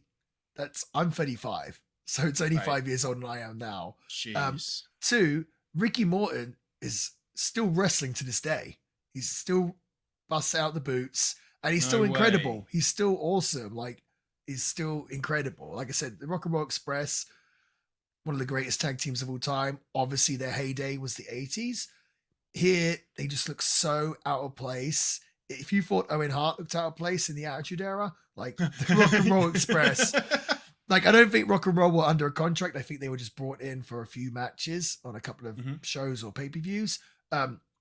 It did get me thinking though. It's like, could the Rock and Roll Express worked in the Attitude Era with the right creative and the right gimmick? And I the think, hair would have to go, right? so Number one. I disagree. So Oh my God. here's where I think they went wrong. They had the Rock and Roll Express here in 1998, and they tried to present them as the Rock and Roll Express. They tried to present As they them were, right? the same as they were back in the early 80s. Okay. I think if they had done video packages and gave them a gimmick where their gimmick was, we kind of spoke about the wrestler earlier, but if their gimmick was like washed up rock stars that are now like just drinking and doing done. Like, right. Stop but caring. They're like bitter, Bitter. washed up rock stars that live in the past and everything else, or even if it's like washed up wrestling stars, whatever it might be. I think that he could have done some really cool vignettes, and he could have done it like shown footage from them back in the day and then shown footage of them now, just like, I don't know, kind of like the wrestler, like in a caravan, drinking whiskey or whatever, telling old stories. I think that could have got over. I just think the way they tried to place them, just been like, they're still the Rock and Roll Express, I don't think really worked here. No, I didn't. We've got to say, by the way, I think this was the shortest match. So at least we had that. Well, so the Midnight Express did beat the Rock and Roll Express. The one shocking thing with this, well, I guess it's not shocking, but clearly the audience didn't care, because as the match starts, you just see so many empty seats. And the seats are green, so they stick out. Like many people left for this match. So it's a real shame, because like I said, Rock and Roll Express, one of the greatest tag teams of all time. They can go in the ring. I think if they are presented in the right way, it could have potentially worked, but they presented with this NWA invasion gimmick, which nobody cared about. No. If you want a good, easy reel or something for the IG, are you ready for this? So you will put up the things. So you say Ricky Morton, was that his name? Yes. Ricky Morton was 41.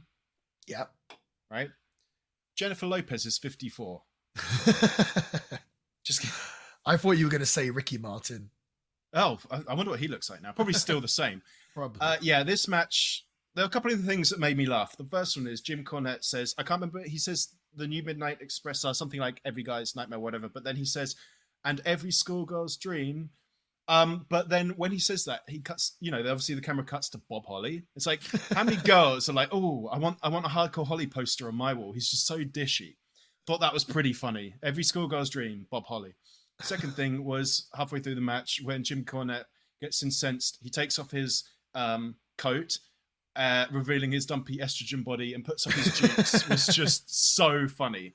That was such a Memphis spot, like a spot that would work so well, like on a house show. Here on pay-per-view, it felt a little bit out of place. Right, yeah, but it's funny. It was, like honestly, like the whole match was out of place. Well, the spot he used to do is he'd take the blazer off, get in the fight with the referee, whatever. They'd raise the referee's hand, and then he'd get back on the floor, start to put his jacket on, puts it on, and then looks down and realizes that he's put it on inside out, and then and everyone's laughing at him. He did that as well. He did this, but like the cameras didn't really catch it, so it kind of didn't really have the full effect. That's also a very drawn out and detailed thing to accidentally get wrong multiple times. If it's a spot, like even down to putting it on inside out every time. If you've seen it once, you've seen it a million times, I guess. I've never seen it before. So at least, hey, there you go. So it worked because I got to see it and I laughed. 41. Jeez Louise. That was such a boring match though, apart from that. Dude, we were like just dud after dud after dud. Yep. There was no reaction in this match for the hot tag whatsoever. And no, they used to have one of the greatest hot tags ever. So maybe Rock things and Roll could... Express, you mean? Yes, yeah.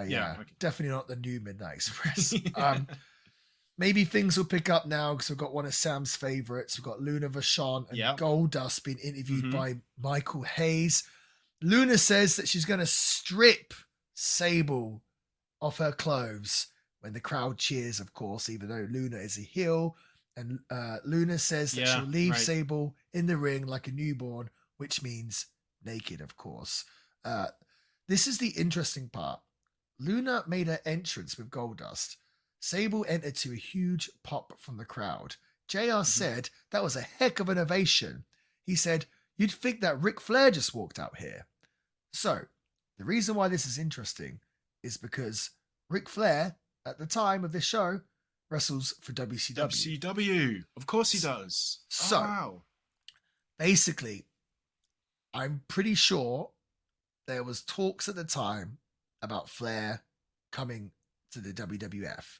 And I think it was pretty much set for him to come over, but I guess maybe a handshake deal or whatever, but papers not signed. So I believe when Vince is saying something catastrophic is going to happen, he's kind of referring, like trying to get at least the smarter fans to think, oh, he's talking about Flair. Later in the show, we'll get there shortly, the Jeff Jarrett concert, the crowd is chanting hard, "We want Flair, we want Flair." So obviously this news had got out there. Jim Ross does this little tease here.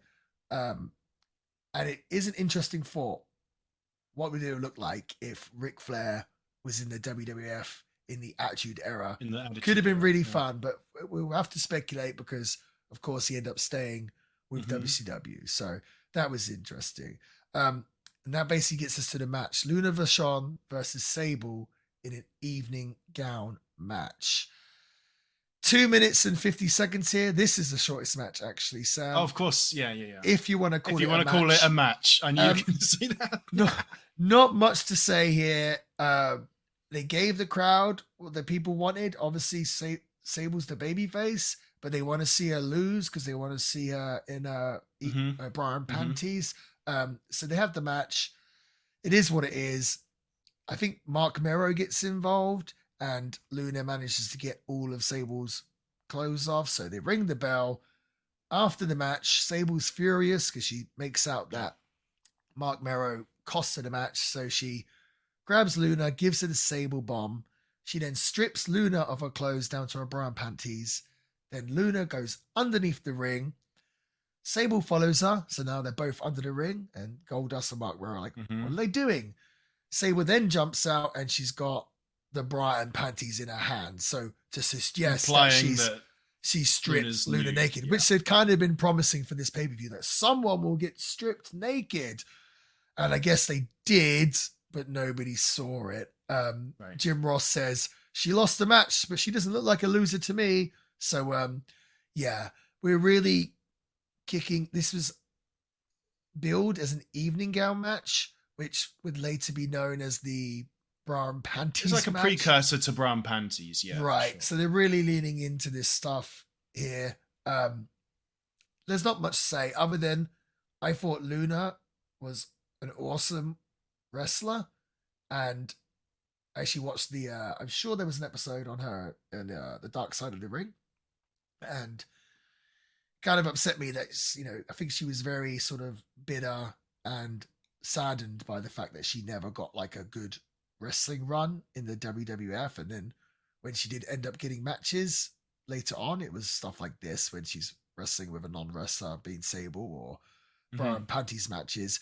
It's, you forget now because it's so like behind us, you forget like how sort of relevant this stuff was. Like last week we were watching TNA, they had a lingerie battle royal, and this week it's what evening gown match, and I think the Invasion show there was a bra and panties tag team match. Like this stuff went on a lot, and yeah, me personally, I wasn't particularly entertained by this.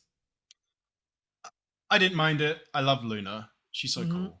I always like to see her. Her makeup she does to make it look like her veins, like she's got black blood and it's bulging out of her head, it always looks so well done. It looks like she has an actual veins there, like very well done. I've got a question for you, and it's related to gimmick matches. Right at the start, King says, Well, they had back in the day. They used to have tuxedo matches, which Yes. I have not heard. I mean, I've heard of tuxedo matches. I've never seen one. And I don't actually know the rules. Can you speak to that? It's basically the same thing as this is the two wrestlers, or sometimes they do it with managers. Both have to wear a tuxedo and then they're stripped down to their underwear is the loser. And it used to be a big spot in like the territory days where Okay. a baby face would come out, attack the big heel and or the heel manager and like rip off their clothes, so they're left in their underwear and like embarrass the heel. That was always a big thing. So that kind of formed into the tuxedo match. So essentially the same thing, but Okay. they put an updated spin on it by making the women do it. However, if that is the case, it kind of makes. I just thought that bra and panties came from nowhere, and when you think of it like that, it is gratuitous. But if there's a like a history of it, and turns out the men are being stripped to their pants a long time ago beforehand, kind of makes me look at it differently. I know that's not going to be a popular thing to say. Well, here's the difference though, is that was based around kind of a story and sort of the idea of like embarrassing the other one, which I guess you could argue this as well, but like it was, how to explain it, that was done to like everyone wanted to see the heel be embarrassed. This Right. was done to purely like watch the Titillate, match yeah. to sexualize the women. Like Yeah, they okay. they want the baby face to lose. Do you know what I mean? Like they don't want to see everyone's they don't want to see the heel get embarrassed. They want to see the baby face lose because they want to see her in underwear. So like That's this is true. way heavily sexualized compared to the tuxedo match.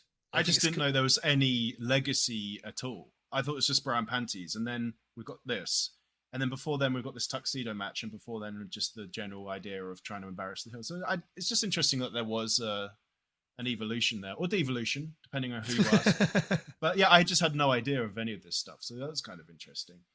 So just to continue with the innuendos, next up we send out the New Age Outlaws representing D Generation X, the WWF Tag Team Champions. The Road Dogg says that they have a special treat, saying he has a personal friend of his has come out of retirement to coach them to victory. Road Dogg says that they have Dean Smith, and then Billy Gunn pulled out a blow-up doll. I didn't know who Dean Smith was. No Apparently, idea. I didn't get the joke. I didn't get the joke. I didn't think it was funny. Dean Smith apparently was a college basketball coaching legend in North Carolina. I'm going to say this to, I assume the majority of our fans are in America. The UK does not understand how college sports are things. Because in our country, in the UK, your sports in schools is like, you put two jumpers down on the ground and that makes you two goalposts and you kick the ball back and forth. Right. Whereas, very rinky dink. Yes. Whereas in America, they like run stadiums for college sports, right? And like they're like megastars and on TV and everything else. Like that is not a thing in the UK whatsoever. Not at all.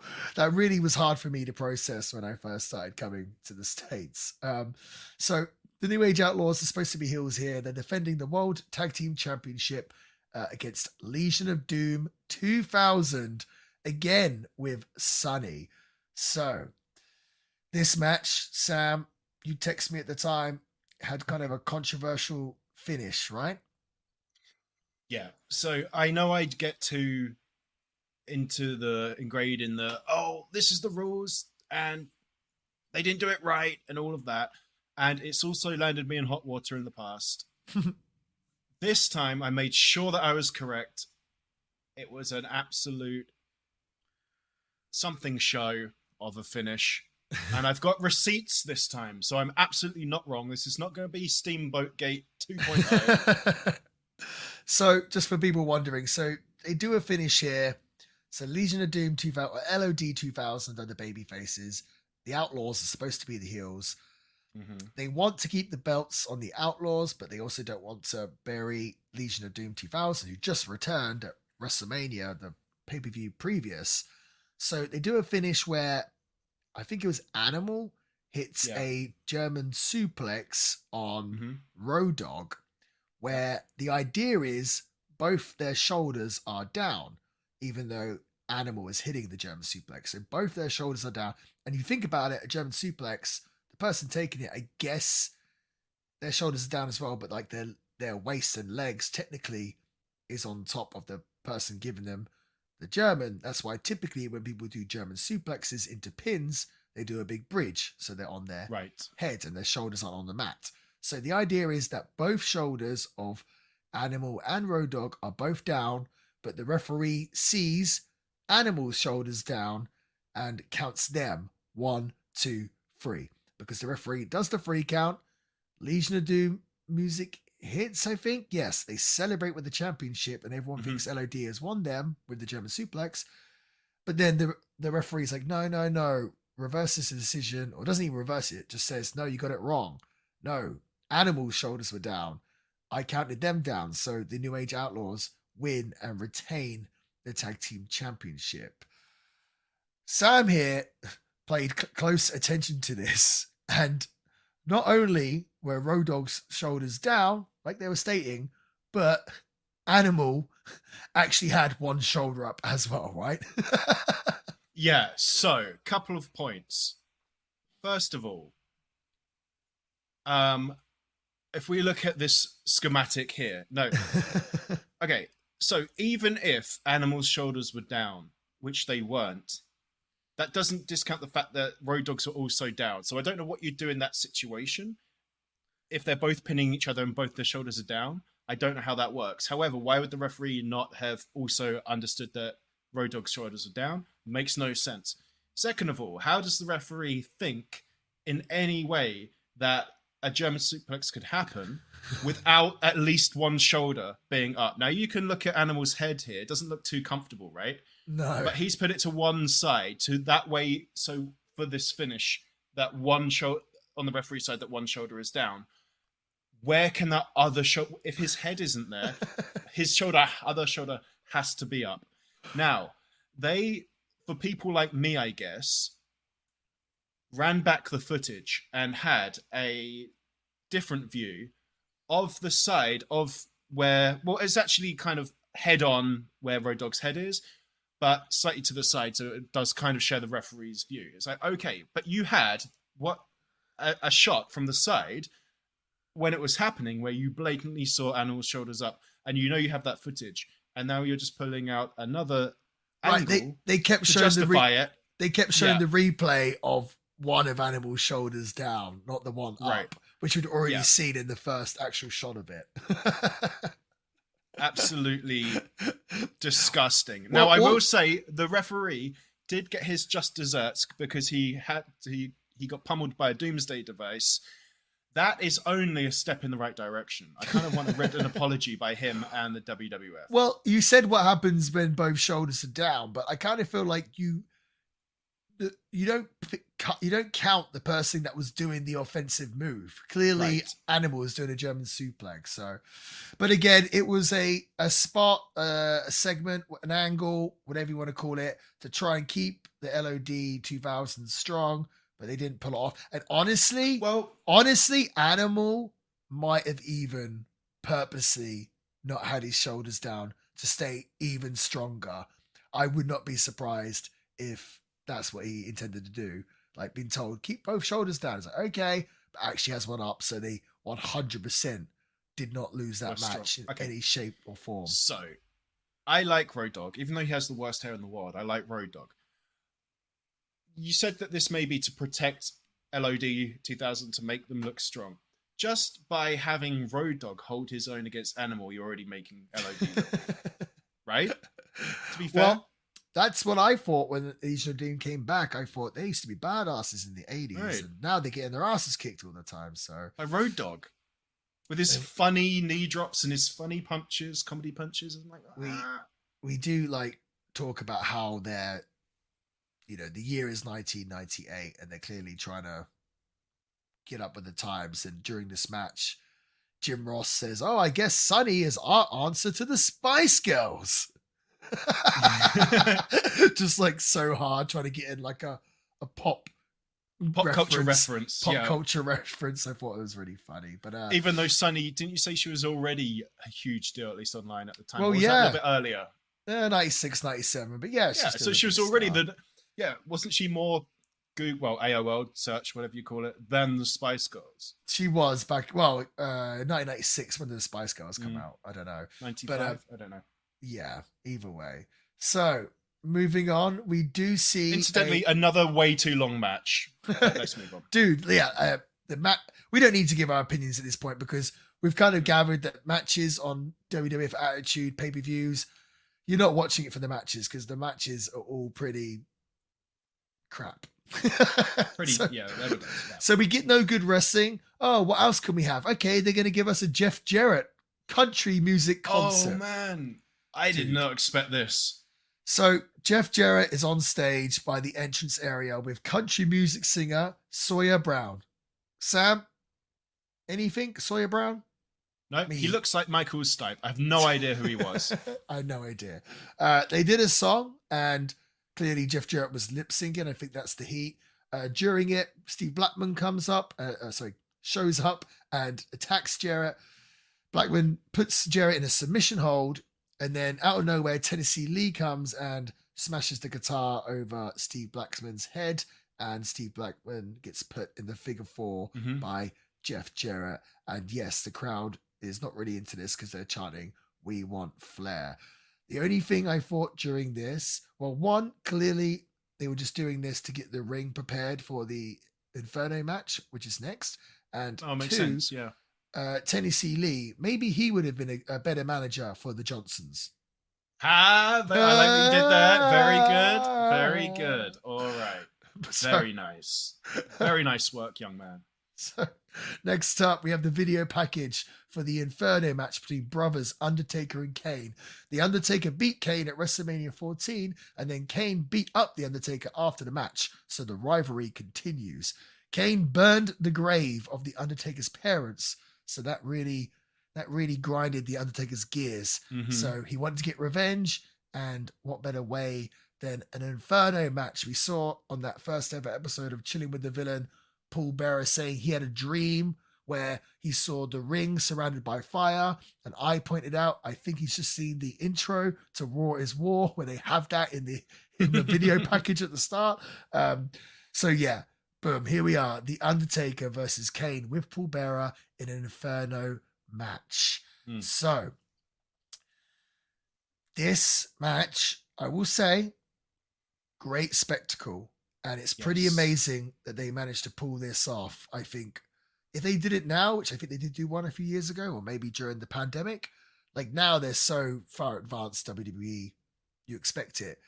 Back here in 1998, like we've seen some of the stuff back here that kind of seemed like Bush League and everything else. The fact they pulled this off and made it look as impressive as they did was incredible. I think I agree. At first, the flames are on and they're kind of low, which is not so impressive. And I kind of thought, why are they so low? I mean, I guess it had to be because of safety. But then every time the wrestlers would do like a big bump or move quickly, the flames would go higher. And just caused myself trouble talking about this match. Can you hear me okay still? Yep. I was trying to do the Kane like fire thing, but just ended up ruining my microphone apparently.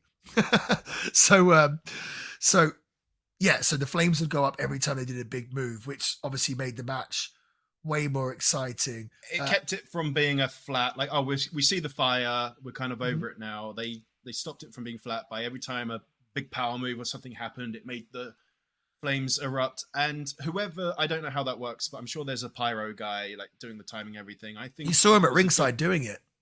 I didn't notice him doing it. Like, yeah. There's a guy there with like a machine doing it. Yeah. Because later, two things, like the actual in-ring match itself was pretty damn boring. It wasn't very good, was it? Dude, I don't think this is a controversial wrestling opinion, but I loved The Undertaker as a kid, but Undertaker didn't start having good matches until like really late in his career, until we had that WrestleMania streak. Is deep into that. The matches with Shawn, the matches with Triple H, they were phenomenal, of course. But a lot of these matches all before then, like these matches, the match with Kane at WrestleMania 14 was a dud. This match, the actual in ring, is pretty boring and the crowd's pretty silent. They're basically just waiting for someone to get set on fire. What I will say is they did the Undertaker dive where he jumps over the top rope like Superman over. They built to this really well. Like something, Kane ended up on the floor. He went to leave, but then Vader comes out and starts fighting with Kane. And then Undertaker, every time he tries to step out the ring, Paul Bearer is there with the pyro guy bullying him to press the flames so they go higher. So Undertaker can't get out the ring. And he tries that, 3 or 4 times to get out the ring. No, there's too many flames. So the Undertaker's like, screw it. I'm just going to run and jump over the flames and jumps onto Kane and Vader. So I thought that was a really cool way to build the dive and make it make sense, because now you just see dives every single match and they're just done for the sake of it. Here, it's done for a reason. So he didn't have a choice. Yeah. Right. Props to the Undertaker. But I think, again, great way to sell a pay-per-view. I remember as a kid, my friends saying, oh, the Undertaker's going to fight his brother and the ring's going to be on fire. And I was like, what the hell? Like, I have to see this. This is insane. I don't think it was as cool as I maybe came up with in my 9-year-old head. How could it be? How could it be? But watching it back, it was very, very impressive what they did, the setup. Yeah. Like you said, in-ring wasn't great. It was fine. It just wasn't great. Now, I've got a couple of positives. So for some reason, I've never seen the match before. I for some reason just thought that they would never go outside the ring. But like, oh, they're just stuck in it now. So the fact Kane got thrown out, right? I can't remember how he got out the ring. But yeah, I was like, so when Kane was out the ring, I was like, oh, okay, I just didn't think it literally had anywhere to go, right? Well, because you think about it, that they had to. So they promised someone in was order going to get have set someone on fire. Well, but no one could have got set on fire and still been in the ring surrounded by fire. Well, a lot of times, so when they're in the corner on the ground or having their face choked on the ropes, they got pretty close to the fire, and it's like props to them. Well, that's another thing. Like, since this match, I've heard both Undertaker and Kane talk about it, and I mean, it makes a lot of sense. Apparently, inside the ring was hot as hell. Like, there was no air; they could barely breathe. Like, they were just dripping with sweat. It was so hot. I think the commentators at ringside, like, they were as hot as hell, but those guys are in the ring and they say they could. So we can't really critique the in-ring work because they're wrestling with like no oxygen and they still pulled off like a superplex. Yes, they still did. The top, they still did some stuff. I just think, like, why do 16 minutes if it's that, like, I don't know, kind of with this match, is kind of once you've seen the flames and everyone's just waiting for someone to be set on fire. Like you said, they did it with Kane when he was on the outside and he put his arm back, and clearly, so Kane had the long arm. He had one free arm and then one sort of spandex all the way with up, a glove on it. With a glove, so it's kind of obvious he was going to be set on fire. If you look closely, you can see that the arm is like, it's not completely tight skin spandex. You can see there's all stuff wrapped underneath there or whatever, because obviously when he touches the fire, his arm gets on fire, but it only goes to like a certain point and then just stops. There's some. Sorry, go on. But I said I thought it was. They did it as well as they pretty much best as they could for an inaugural Inferno match in the 90s. Yeah, for sure. It was fine. There was a lot of shenanigans outside. So Kane gets hit with a chair, and JR says, chair shot on his head. JR says, talk about Concussion City. It's like, oof. If only you knew. A few years this later. Was the first match, but he actually got through a whole show without any unprotected headshots, and then this match just starts. So then there's some shenanigans at the top of the stage. I think Paul Bearer gets put through Jeff Jarrett's band's drum, and obviously during that time, Kane's supposed to be out of action, but they're probably just soaking his arm in whatever they need to do the thing. That's just fine. Another thing I picked up on to go on with our theme of Johnson's and Tennessee Lee. Kane gets described, I think, by JR as a one-eyed monster, which made me laugh. Oh, jeez. You didn't notice that? No. Oh, okay. I think I'm looking out for this stuff now because of the Johnsons. Like, so it's like, oh, he's a one-eyed monster, and I just sniggered. But yeah, pretty good, pretty good. I mean, props to Kane for agreeing to be set on fire because I would not want to do that. So, like, I will say this: I've got a theory that they brought in Kane just to be another opponent, another monster for the Undertaker to beat. Because previously to this, they'd done it so many times, and the majority of them did not stick. Whether it was Giant Gonzalez or the Executioner, which I'm sure most people don't remember, but they tried a bunch of stuff with the Undertaker and Kane. They brought in, and Kane had that massive debut. People forget this.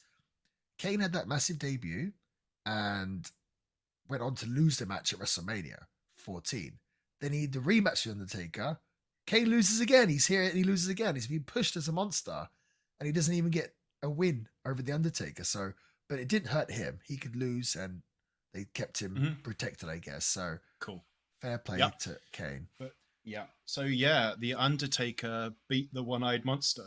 Oh, jeez. Well, I think that's cue for us to get on to the main event. Tonight's main event. So, in the build up to this, I kind of remember the video packages, but obviously at WrestleMania 14, Mick Foley was a babyface as Cactus Jack teaming up with Chainsaw Charlie.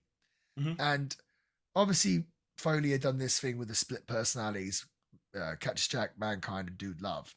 And I think they clearly had Austin win the championship and then felt like they didn't have too many guys to challenge for the belt.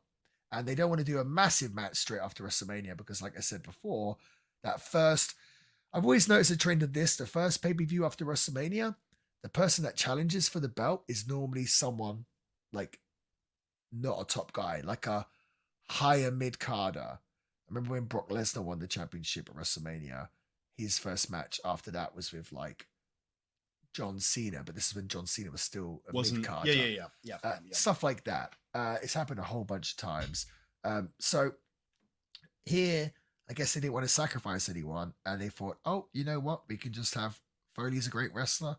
We can have him turn into Dude Love and say he's working for Vince McMahon. So that's what they did here, I guess, just to get a championship match. Because to be honest, the top feud here in the company is Steve Austin versus Vince McMahon. They just need to find wrestlers to wrestle Steve on the behalf of Vince. So I guess who the wrestler was wasn't really that important. But the whole story here is that Vince is at ringside and you think he's going to ring the bell and screw Steve Austin. This match ends up being 18 minutes and 49 seconds.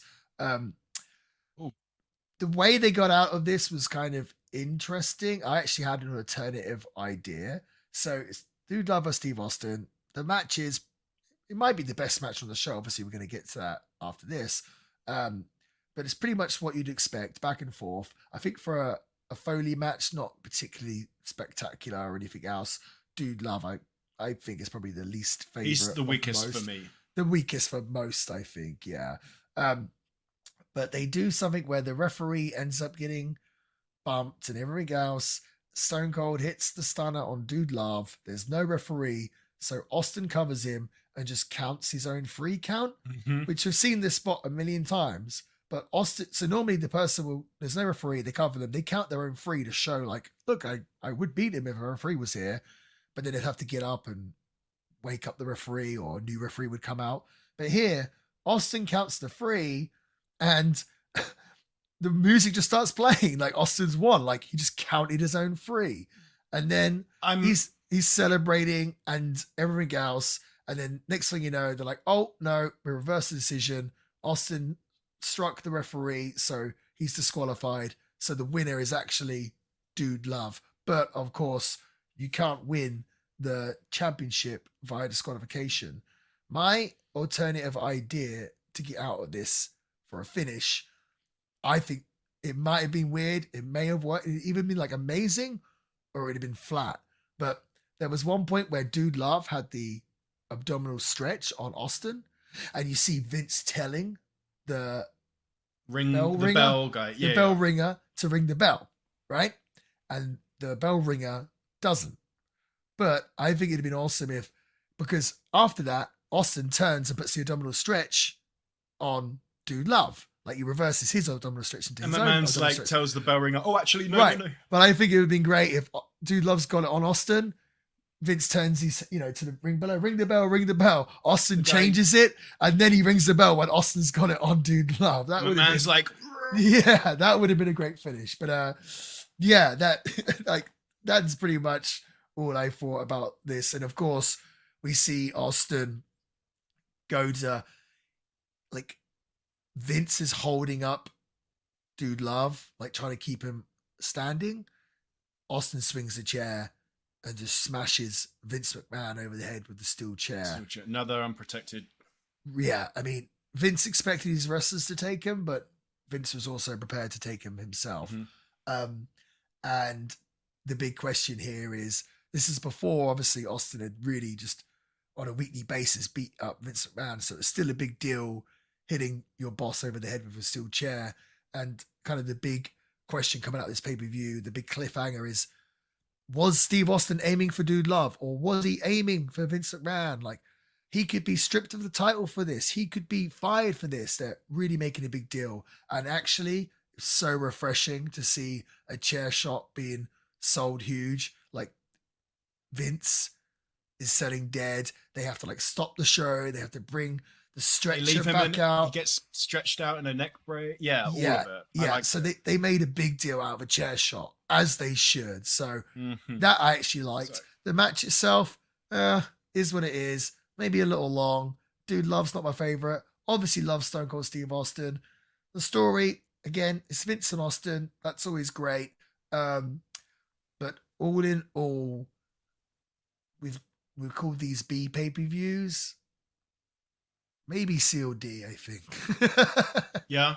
I actually didn't mind the shaky finish because the way I read it was he counted himself as the victor.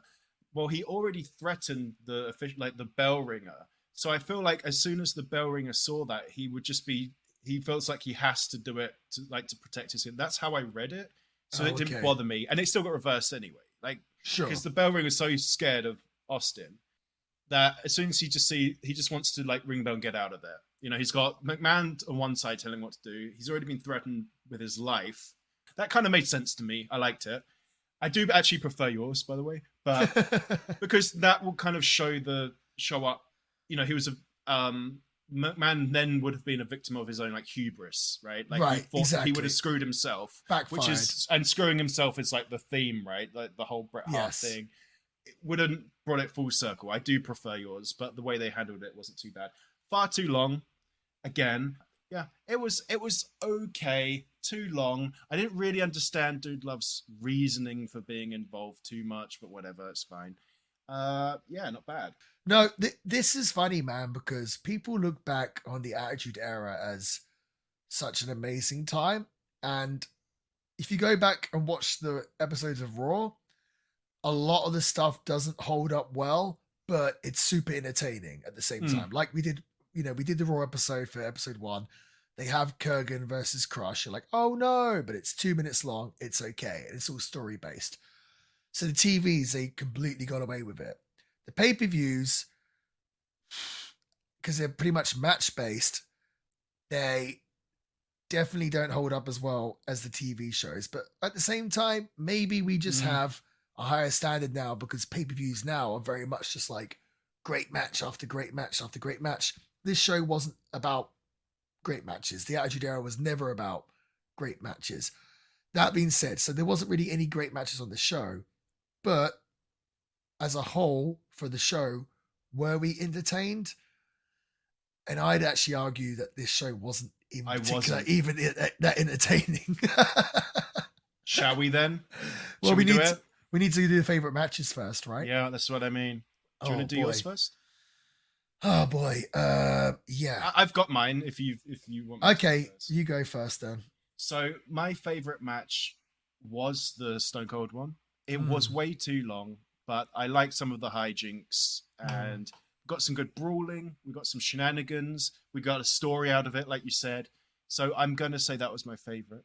Yeah. My least favorite was the this is crazy because I like both guys. It was Triple H I was going and to Owen say Hart. the same thing. Yeah, honestly, it just there were so many parts of it where nothing happened. Isn't which it is crazy insulting that- to watch? Yeah, Yeah, that both of them are considered like two of the best wrestlers of all time. right. And it's not like either of them were super green here or like super past their prime. Like Triple H hadn't hit his prime yet, but still, like, it was still in a good position. And like, yeah, for whatever reason, they just put on a stinker. I What about you?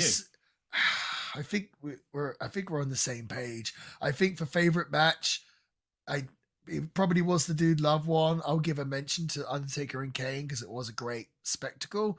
So it's kind of them two tied. Worst match though, that stuck out to me, Triple H and Owen Hart. Like, I remember watching it being like, I am bored, and I never really get bored watching wrestling, but this match I was like, please let it end. So yeah. I think that's absolutely fair. Yeah. Yeah, it is. It is. And I guess we better come up with our star ratings for this show. It feels like the last few shows have been very in the middle. We might need to bust out a great show soon, but this was not one of them. Ooh. What we're going to do about Jordan? Jordan Collins recommended this one to us, and I don't think he delivered. Jordan wanted us to cover this one, yeah. And well, he didn't say he wanted us to cover it because he thought it was an amazing show. True. He just said he All wanted us to cover it. So All right. All right, fair enough. So stars, do you want to go first? It's really hard for me to give these shows in the Attitude Era such like a bad rating because I'm so nostalgic for them. And now watching it back with a critic's eye and a wrestler's eye, I could be like, oh, this wasn't great. But when I watched this for the first time when I was 9 or 10 years old, I thought it was great. I thought it was amazing. Like, I was just like, oh my God, wrestling's the best. So I've got to bear that in mind. And just watching it, yeah, I just feel nostalgic, and it still feels cool. Like, this is, the cool era that I got into, and just, I don't know, it still feels gritty and everything else. So that being said, I think I'm going to give it, because it's still fun to see the characters come out and the different wrestlers. I'm going to give it, it's between 2 stars and 1.5. I think I'll go with, I'm going to give it 2 stars. That's below average. Yeah, that's very interesting. Okay, and your reason makes sense. Like, you don't want to do it to it, but you have to. Yeah, I've got to be, as a reviewer, I have to be unbiased. Well, no, you can be biased. I don't have to so be. That's the thing, because it's like, how does it make you feel? Sure. Good point. And how did this make you feel? So for me, I'm going to give it 2 stars. Now, that seems like quite high. All the matches were pretty much duds. However, there was always some little extra. So, for example, first match was pretty much a dud, but I got my boys, right? I got Ken Shamrock, Steve Backlund. I got my Dominator. The next match kind of sucked and there's no getting around it. But I guess I had almost an anxiety attack watching China. So I had something there. It made you feel something. Yeah. There was, apart the Rock and Roll Express one, I guess that was a thing in itself, the fact that they were there. Then you had the evening gown match. There was always some little extra, and with the exception of some things, it was never like way overbooked. Well, maybe actually, the X-Pac and Road Dogg thing at the end. There was 2 of your favorites as well in the evening gown with Mark Barrett and Goldust. That's the thing. When when Luna and Sable go under the ring, and there's just a shot, there's like Mark Mero and there's Goldust left, and I'm like, oh, fine, I just like those 2 guys. There you go. My best part of the night was just those 2 guys standing there doing nothing. So everything, even though it was really boring, had something, but still, it wasn't like, that's not a great, if I'm trying to like plumb the depths that bad to look for it, it can't be over 2. Now, the novelty of the Inferno match also is something. But yeah, I was pretty bored, except for a lot of it. So I think 2 is fair, really fair. And it's funny because what did we say about the TV episodes from this era? is never boring. Like Raw, good or bad, never boring. Mm-hmm. But this pay-per-view, you're using the B word to describe it, saying, Yes. a lot of it was boring. So It was. Matches went way too long with nothing happening in the middle. What more can you call that? and I guess we're going to review more pay-per-views, and I'm sure it'll be from this year and years around it. And I do wonder if that will be sort of a occurring sort of theme where the TV episodes are awesome, but the pay-per-views duds. Because right here it certainly was. So there we go. That gives it an overall score of 2 stars, right? Yeah, 2 stars, 2 out of 5. That might be the Exactly lowest where yet. it belongs. 4 out of 10. Mm-hmm. Yeah, something. Heatwave got 2 out of 5.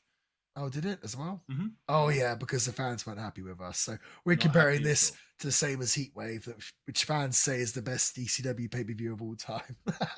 But they also said Anarchy Rules 99. 9. We'll do it one day. One day. Well, all right. Well, it's a thank you nice very little much, trip mister. back to Mhm. the Attitude Era. We hope you enjoyed this episode, and I hope we can come up with something fun to watch next week. But Sam, what shall we do? What shall we do? I'm gonna do my homework on this, and I'm gonna choose one. I was setting you up for the go home line. Oh. No. When you started I thought you were asking answering, I was like, oh well, we could do wrestling. Yeah. No, I was like, what should we do? As in, like, so you say, have a good week. Till next week. Yeah. But then you're like, oh no, I don't think we need to discuss this on the air because otherwise we're going to No. commit to something like we did last week. And then we have to watch it. Yeah. And it's a 2 out of 5 again. Also, I pick the shows. Well, I pick the shows, and sometimes, well, the one time we did the poll, I don't think you've ever picked a show. If you do want to pick a show, that's totally cool. I'm down for it. But Okay. it'd be funny if I just randomly asked you on the air, like, pick a show, Sam, that we're going to cover next week. I've got some up my sleeve though. Okay, well, But maybe we'll see. see. We should discuss them off air because think we should. I don't want our show to be, oh, we're reviewing, like, I'm trying to think, what were those, women's extreme wrestling or something, which was, I think it was borderline soft porn. I don't know. We don't want to do Is that what you think of me? Well, Fair enough. Completely fair enough. All right, guys. Well, have a good week. Till next week.